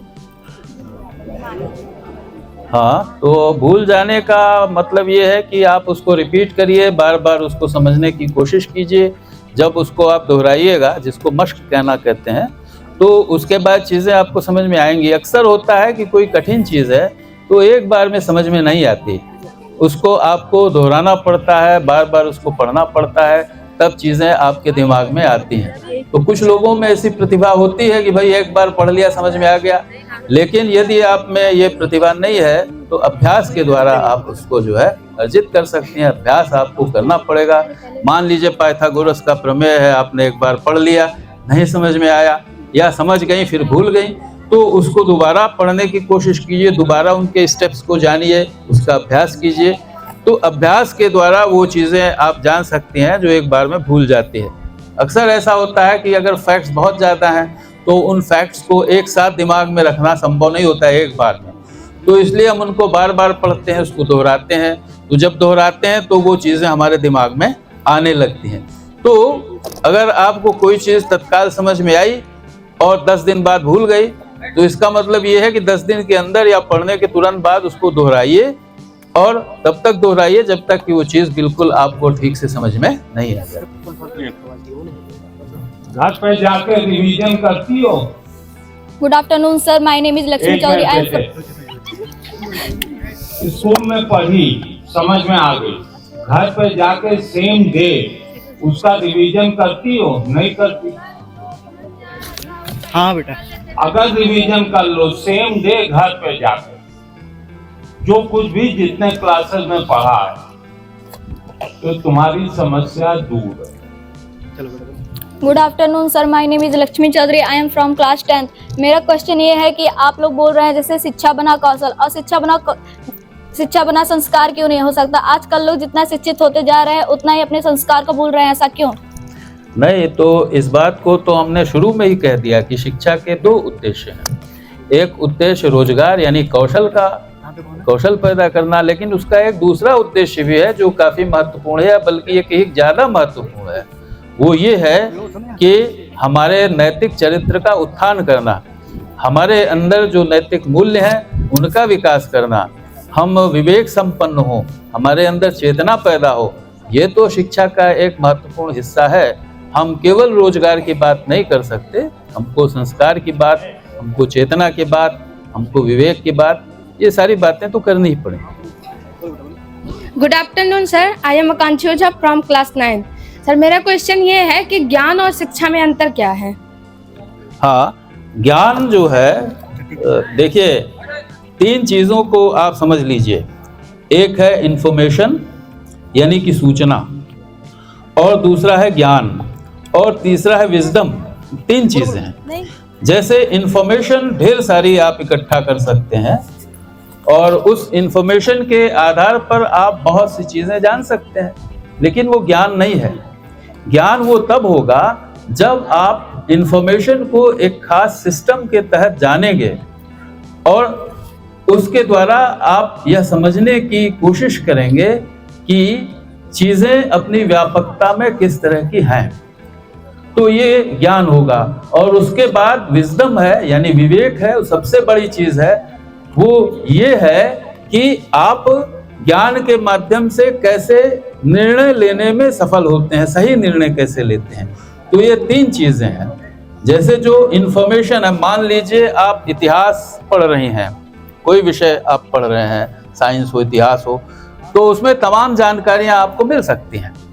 जैसे आप इतिहास के तमाम घटनाओं को जान सकते हैं, लेकिन जब उन घटनाओं को जोड़ के ऐतिहासिक क्रम में रख करके उसका एक अर्थ आपको मिलेगा, आपको पता चलेगा कि इतिहास की घटनाएं कैसे कैसे घटी हैं, वो किन किन दिशाओं में गई हैं, तो आपको ज्ञान प्राप्त होगा। तब आप कह सकते हैं कि आपको इतिहास का ज्ञान प्राप्त होगा। और विवेक, विजडम कब प्राप्त होगा? जब इतिहास के माध्यम से आप सीख लें, इतिहास के माध्यम से आप इस निर्णय पर पहुंचे कि क्या सही था या क्या गलत था। जैसे मान लीजिए आप हिटलर को पढ़ रहे हैं, तो हिटलर के समय में क्या क्या घटनाएं घटी, ये इंफॉर्मेशन है। हिटलर कैसे सामने आया, हिटलर के आने के पीछे क्या क्या कारण थे, ये ज्ञान है। लेकिन फांसीवाद कैसे आया, फांसीवाद क्यों नहीं आना चाहिए, ये आपका विवेक होगा। तो ये 3 चीजें हैं, इंफॉर्मेशन, नॉलेज एंड विजडम। ये तीनों चीजें आपके अंदर शिक्षा के माध्यम से आनी चाहिए। इंफॉर्मेशन केवल एक प्रारंभिक चीज होती है, उसके बाद जब उनको जोड़ करके आप उसको पूरे परिप्रेक्ष्य में देखते हैं, यानी इन टोटल जिसे हम अंग्रेजी में कहते हैं, तब वो ज्ञान होता है। और फिर जब उसके माध्यम से आप अपने जीवन के निष्कर्षों को निकाल सकते हैं, सही गलत का निर्णय कर सकते हैं, तो वो विजडम होता है। Good afternoon sir, my name is Mahi Pathak, I am from 7th class. Today my question is कि ऑल टाइम पे डिस्क्रिमिनेशन होता था बॉयज़ एंड गर्ल्स में, तो सरकार ने बहुत सहायता की गर्ल्स की, बहुत मतलब वुमेन मूवमेंट हुआ, तब उन लोगों ने सहायता गवर्नमेंट से अपने ऊपर एजुकेशन के लिए छूट वगैरह ली। तो अभी भी है, ऐसा नहीं है, लेकिन मुझे लगता है कि अभी भी कुछ डिस्क्रिमिनेशन होता है बॉयज़ एंड गर्ल्स में, क्योंकि जैसे अभी अपने पेरेंट्स तो नहीं डिस्क्रिमिनेशन करते हैं। जैसे अभी किसी के घर पे हो कि अगर कोई न्यू बेबी बॉर्न आ जाए, तो पड़ोस के जो लोग रहते हैं वो कहते हैं अरे बेटी हुई है, तो पेरेंट्स के मन में भी थोड़ा डिस्क्रिमिनेशन होता है कि हाँ मेरी एक बेटी और थी और फिर हो गई है। तो ऐसा डिस्क्रिमिनेशन पेरेंट्स को तो नहीं लगता, लेकिन पड़ोसियों को क्यों उस बीच में टोकना रहता है कि हाँ लड़की हुई है तुम्हारी? हाँ, ये एक बड़ा सवाल है, और इस सवाल का जवाब हम पीछे जाकर के देखें तो ज़्यादा समझ में आएगा कि एक दौर में स्त्रियों को अधिकार बिल्कुल नहीं थे, और अभी भी तमाम ऐसे समाज हैं, जैसे अफ़गानिस्तान वगैरह में चले जाइए तो वहाँ स्त्रियों को बिल्कुल अधिकार नहीं, स्त्रियों को अधिकार नहीं थे। जब हम लोग पढ़ते थे तो गाँव में लड़कियों के विद्यालय तक नहीं हुआ करते थे। तो ऐसे में ये पॉसिबल ही नहीं था कि बच्चियां जो हैं वो विद्यालयों में जाएं और पढ़ सकें। इसके लिए बड़ा लंबा संघर्ष हुआ है और आप इतिहास पढ़ेंगे तो आपको पता चलेगा कि किस तरह से ये जो डिस्क्रिमिनेशन है, यानी ये जो भेद किया जाता है लिंग के आधार पर स्त्री पुरुष में, बच्चियों में और बच्चों में, इसका लंबा इतिहास रहा है। और कैसे इसके खिलाफ लड़ाई लड़ी गई है ये भी बड़ी महत्वपूर्ण बात है। किस तरह से लोगों ने लड़ करके ये अधिकार लिया है। ईश्वर चंद्र विद्यासागर ने जब बंगाल में पहली बार स्त्री शिक्षा की बात की तो उनका बहुत ज़्यादा विरोध किया गया था। खास तौर से वो लोग जो धार्मिक थे, जो लोग पितृसत्ता के समर्थक थे, उन्होंने इसका बहुत ज़्यादा विरोध किया था। एक बहुत लंबी लड़ाई स्त्रियों ने लड़ी है और स्त्रीवाद के समर्थकों ने लड़ी है, और उसके बाद आज ऐसी स्थितियां आई हैं कि स्त्रियों को बहुत से अधिकार मिले हैं। लेकिन जो हमारा समाज है वो मूल रूप से पितृसत्तात्मक समाज रहा है, यानी ऐसा समाज जिसमें पुरुषों को बहुत ज़्यादा महत्व दिया गया है। और लोग अमूमन ये मानते हैं कि जो अर्निंग मेंबर परिवार का होता है वो पुरुष होता है, जबकि ऐसा नहीं है। अब स्त्रियां नौकरियां कर रही हैं, लड़कियां जाती हैं नौकरियां करती हैं, काफ़ी पैसा कमाती हैं, लेकिन लोगों के दिमाग में ये बात बैठ गई है कि जो लड़का है वही ज़रूरी है। हमारे शास्त्रों में भी इस तरह की बातें हैं कि पुण्यनाम नरकात् त्रायते पुत्र, यानी पुत्र नहीं होगा तो हम स्वर्ग नहीं जाएंगे। तो इस तरह की जो बहुत सी गलत भावनाएं हैं वो पितृसत्तात्मकता के माध्यम से हमारे समाज में बैठी हुई हैं, हमारे समाज के लोगों में घर कर गई हैं। इन चीज़ों को धीरे धीरे हटाया गया, धीरे धीरे समाप्त किया गया, लेकिन अभी भी बहुत सी चीज़ें वर्तमान हैं, बहुत सी चीज़ें हैं। जैसे पहले तो क्या कहा जाता था कि स्त्री को स्वतंत्रता नहीं देनी चाहिए। मनुस्मृति में लिखा हुआ कि स्त्री जो है स्वतंत्रता न अर्हत, स्वतंत्रता उसको देने लायक नहीं है। लेकिन आज स्त्रियों ने स्वतंत्रता प्राप्त की है।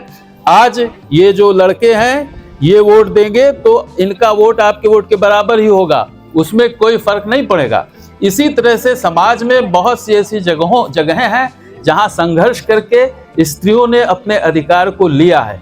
लेकिन जो पितृसत्तात्मकता होती है, जो चीज़ें हमारे संस्कृति में होती हैं, वो एक बार में जल्दी समाप्त नहीं होती। उसे समाप्त करने के लिए लगातार संघर्ष करना पड़ता है। तो आज बहुत से परिवारों में ये माना जाता है कि भाई स्त्री पुरुष में क्या फ़र्क है, लड़की हो गई लड़का हो गया, क्या फ़र्क है। वो लोग फ़र्क नहीं मानते। जैसे हमारे मित्र हैं, उनके 2 लड़कियां हैं, लेकिन वो कहते हैं कि नहीं, लड़कियां ही हमारे लिए ठीक हैं। सर डिस्क्रिमिनेशन, तो डिस्क्रिमिनेशन का जो आधार है वह एक तरह की सोच है, एक तरह की सोच है जो हमारे समाज में है। इस सोच को जो कुछ बाकी थोड़ा बहुत ये है उसे समाप्त करना ज़रूरी है। इसके लिए एक संघर्ष की ज़रूरत है और मैं समझता हूँ कि आप लोग नई पीढ़ी के लोग हैं।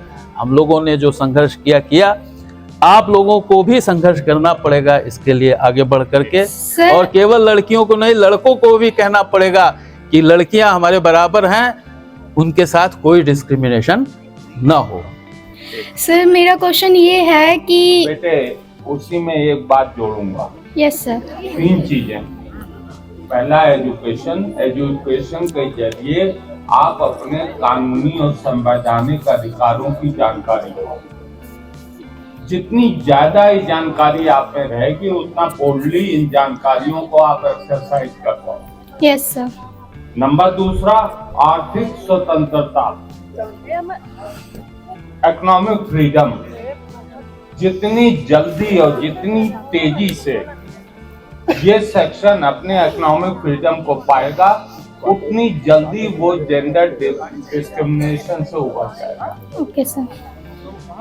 और तीसरी चीज है जो अंधविश्वास या पाखंड या परंपरा और संस्कार के नाम पे जो बेड़ियां डाली वो 2 जान जाओगी तो तीसरी को तोड़ ले जाओ, और जिस दिन तीसरी टूट गई उस दिन आजाद हो जाओ। ये चल भी रहा है, मूवमेंट चल रहा है, बाकायदा नारीवादी आंदोलन चल रहे हैं, वो दिन ब दिन तरक्की भी कर रहे हैं। और इसमें सबसे बड़ी बाधा जेंडर डिस्क्रिमिनेशन को दूर करने में महिलाओं के ही पक्ष से आती है। Yes sir.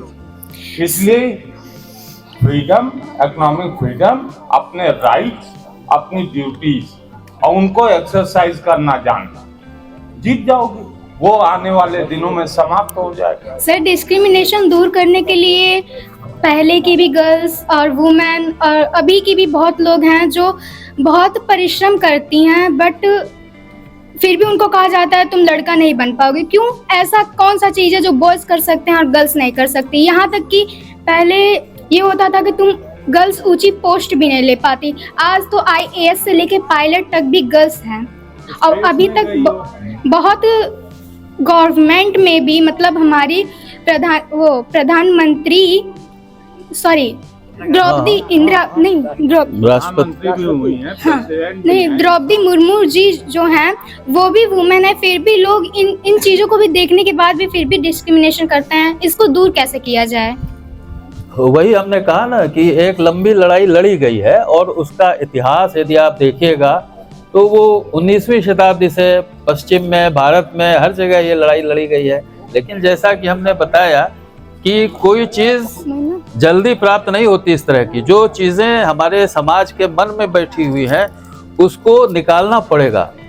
जैसे एक पितृसत्तात्मकता है जिसमें पुरुष को प्रधान माना गया है कि पुरुष श्रेष्ठ है, इस फीलिंग को हमको हटाना पड़ेगा। तो स्त्री धीरे धीरे अपने अधिकारों को प्राप्त कर रही है, अपने अधिकारों को एक्सरसाइज कर रही है। समाज में भी आप देखिए तो 80 के आसपास जो स्त्रियां थी और आज की जो स्त्रियां हैं उनमें जमीन आसमान का फर्क है। उन्होंने बहुत कुछ प्राप्त किया है। लेकिन वही जो अभी आपने तिवारी जी ने कहा कि उसके लिए जरूरी है कि आप अपने अधिकारों के प्रति सचेत हों।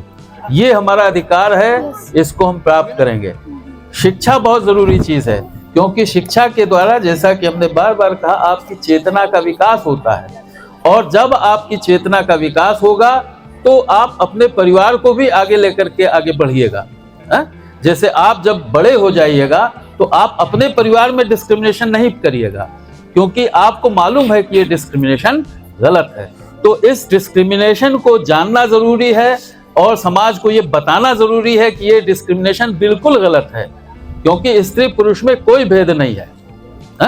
और इसका बड़ा लंबा इतिहास है। और एक लेखिका ने ये लिखा है कि कोई भी स्त्री जन्म से स्त्री नहीं होती, उसे समाज स्त्री बना देता है। यानी हमारे समाज में ऐसी चीजें हैं वो इस बात को बार बार बताती हैं कि तुम लड़की हो, तुम स्त्री हो, तुम ये नहीं कर सकती हो, तुम वो नहीं कर सकती हो। तो इन चीजों के खिलाफ लड़ना पड़ेगा। ये एक लड़ाई है जो कि लंबे समय से लड़ी गई है। आप उसका इतिहास पढ़िएगा तो आपको बड़ा गर्व होगा कि स्त्रियों ने किस तरह की लड़ाई लड़ी है। पहले स्त्रियों को वोटिंग का अधिकार नहीं था। यूरोप में जो स्त्रियां थीं उन्हें वोटिंग का राइट नहीं था। वो इंग्लैंड में वो वोटिंग राइट 20वीं शताब्दी में आकर के मिला है, यानी लंबे संघर्ष के बाद मिला है। और उनके अलग अलग दस्तावेज हैं, ऐसे बहुत से उपन्यास हैं, ऐसे सब बड़ा साहित्य है जो ये बताता रहा है कि स्त्रियों ने कैसे संघर्ष किया है, कैसे अपनी लड़ाई लड़ी है। पुरुषों ने भी संघर्ष किया है जो स्त्रियों को बराबर मानते थे। तो ये एक संघर्ष है, ये लड़ाई है जो चल रही है, आगे भी चलेगी। उसमें ये जरूरी है कि हमारी चेतना का स्तर ऊपर हो, हम ये सोच सकें कि मनुष्य और मनुष्य में अंतर नहीं करना है, स्त्री और पुरुष में कोई अंतर नहीं है। उसके बाद जो कानूनी अधिकार हैं जो आपको मिले हैं उन्हें जानिए, उसके माध्यम से आप संघर्ष कीजिए। और जैसे आपकी स्वतंत्रता किस बात पर निर्भर करती है, सबसे बड़ी चीज है आर्थिक स्वतंत्रता, उसके बाद आपकी सामाजिक स्वतंत्रता है, मानसिक स्वतंत्रता है। तो इन सारी चीजों के माध्यम से ही स्त्री और पुरुष के बीच में जो लैंगिक विभेद है वो समाप्त होगा। वो जल्दी तुरंत नहीं खत्म होने वाला, इसके लिए लड़ाई लड़नी पड़ेगी। हाँ, हम बता रहे हैं, परिवार में आपको ये लड़ाई लड़नी पड़ेगी। जैसे परिवार में, समाज में जो ये चीजें हैं, समाज में लोग ये मानते हैं कि पुरुष ठीक है और लड़का होना चाहिए, लड़की नहीं होनी चाहिए।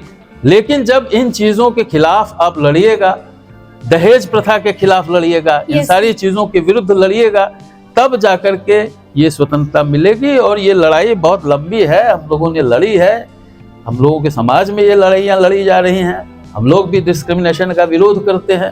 तो जो लोग मनुष्यता को सर्वश्रेष्ठ मानते हैं कि हर आदमी बराबर है, इक्वल है, उसमें कोई डिस्क्रिमिनेशन नहीं होना चाहिए, तो वो मानेगा कि स्त्री और पुरुष में विभेद नहीं होने चाहिए। तो ये लड़ाई अभी चलेगी और इसको आप लोगों को ज्यादा लड़ना पड़ेगा आने वाले दिनों में।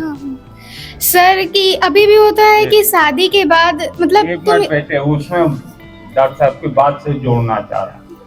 पूरे भारत में मूवमेंट चल रहा है। Yes sir. और तुम्हें 2 जगह का उदाहरण दूंगा, Yes. हरियाणा और केरल। Yes sir.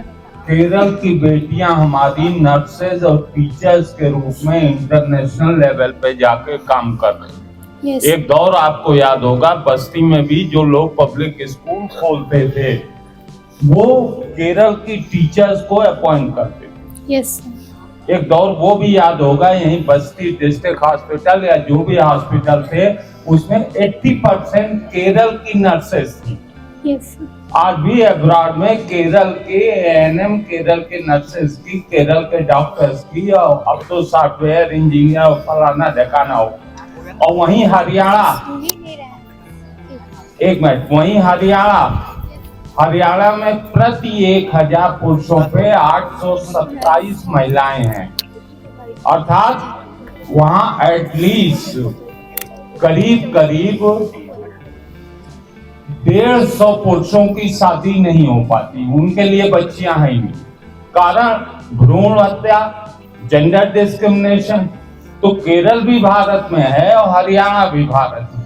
हरियाणा में भी महिलाएं लड़ रही हैं खाप पंचायतों के अविवेकपूर्ण निर्णय के खिलाफ, अपने एजुकेशन के खिलाफ, अपने आर्थिक उन्नति के लिए। केरल में भी महिलाएं लड़ रही हैं, कहीं 2 कदम आगे हैं, कहीं 2 कदम पीछे हैं। और ये लड़ाई हर एक बच्ची को, हर एक माँ, हर एक महिला को अपने घर से शुरू करनी होगी। वहीं से ये डिस्क्रिमिनेशन स्टार्ट होता है, जो समाज में जाता है और समाज से होते हुए, जिला प्रदेश से होते हुए पूरे देश में जाता है। सर नमस्ते, I am Namrata Tripathi from class 8। Sir मेरा क्वेश्चन ये है कि अगर मेरा इंटरेस्ट किसी सब्जेक्ट में धीरे धीरे कम होता जा रहा है तो मैं इसके लिए क्या करूं कि मेरा उस सब्जेक्ट में और अच्छा हो जाए इंटरेस्ट। अब जैसे किसी विषय में यदि आपका इंटरेस्ट कम हो जा रहा है तो उसका कारण भी होगा, उस पर आप सोचिए कि क्यों आपका इंटरेस्ट उस विषय में कम होता जा रहा है। एक तो ये हो सकता है कि आप वो विषय पढ़ना नहीं चाहती, तो ये हो सकता है कि आगे जब आप दूसरी क्लासों में जाएं तो उस विषय को छोड़ दें। लेकिन उस विषय में आपका इंटरेस्ट भी बन सकता है यदि आप तमाम सवाल उन विषयों से जुड़े हुए पूछें अपने आप से और आपके अंदर क्यूरियोसिटी पैदा हो। इसकी चर्चा शुरू में हो चुकी है। इसमें आप अपने अध्यापकों की भी मदद ले सकती हैं कि वो अध्यापक आपको कुछ ऐसे क्वेश्चंस दें जिससे कि आपको उसमें रुचि पैदा हो। ये सारी चीज़ें ज़रूरी हैं। जब तक रुचि नहीं पैदा होगी किसी विषय में तब तक आप उसको ठीक से नहीं पढ़िएगा। और रुचि के लिए ज़रूरी है कि प्रश्न आप करें, कुछ सवाल करें और उन सवालों के उत्तर की तलाश में आप विषय में जाइएगा, उसमें डूबिएगा, उसको पढ़िएगा। किताब फैंड वाले ने पूछा यार, रील पे ही पूछ लेते। चलो कोई बात नहीं, नेक्स्ट टाइम जब इस तरह गोष्ठी होगी सवाल तैयार करके आना, हाथ उठाना, पूछना। सवाल पूछोगे जवाब तुम्हें धनी करेगा। भी नहीं हो गई है पीर पर्वत सी पिघलनी चाहिए,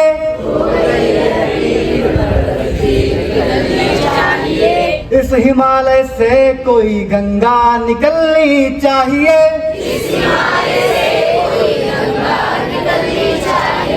हो गई है पीर पर्वत सी पिघलनी चाहिए,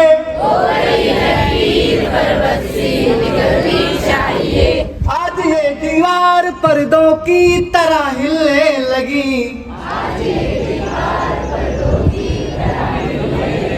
आज ये दीवार पर्दों की तरह हिलने लगी,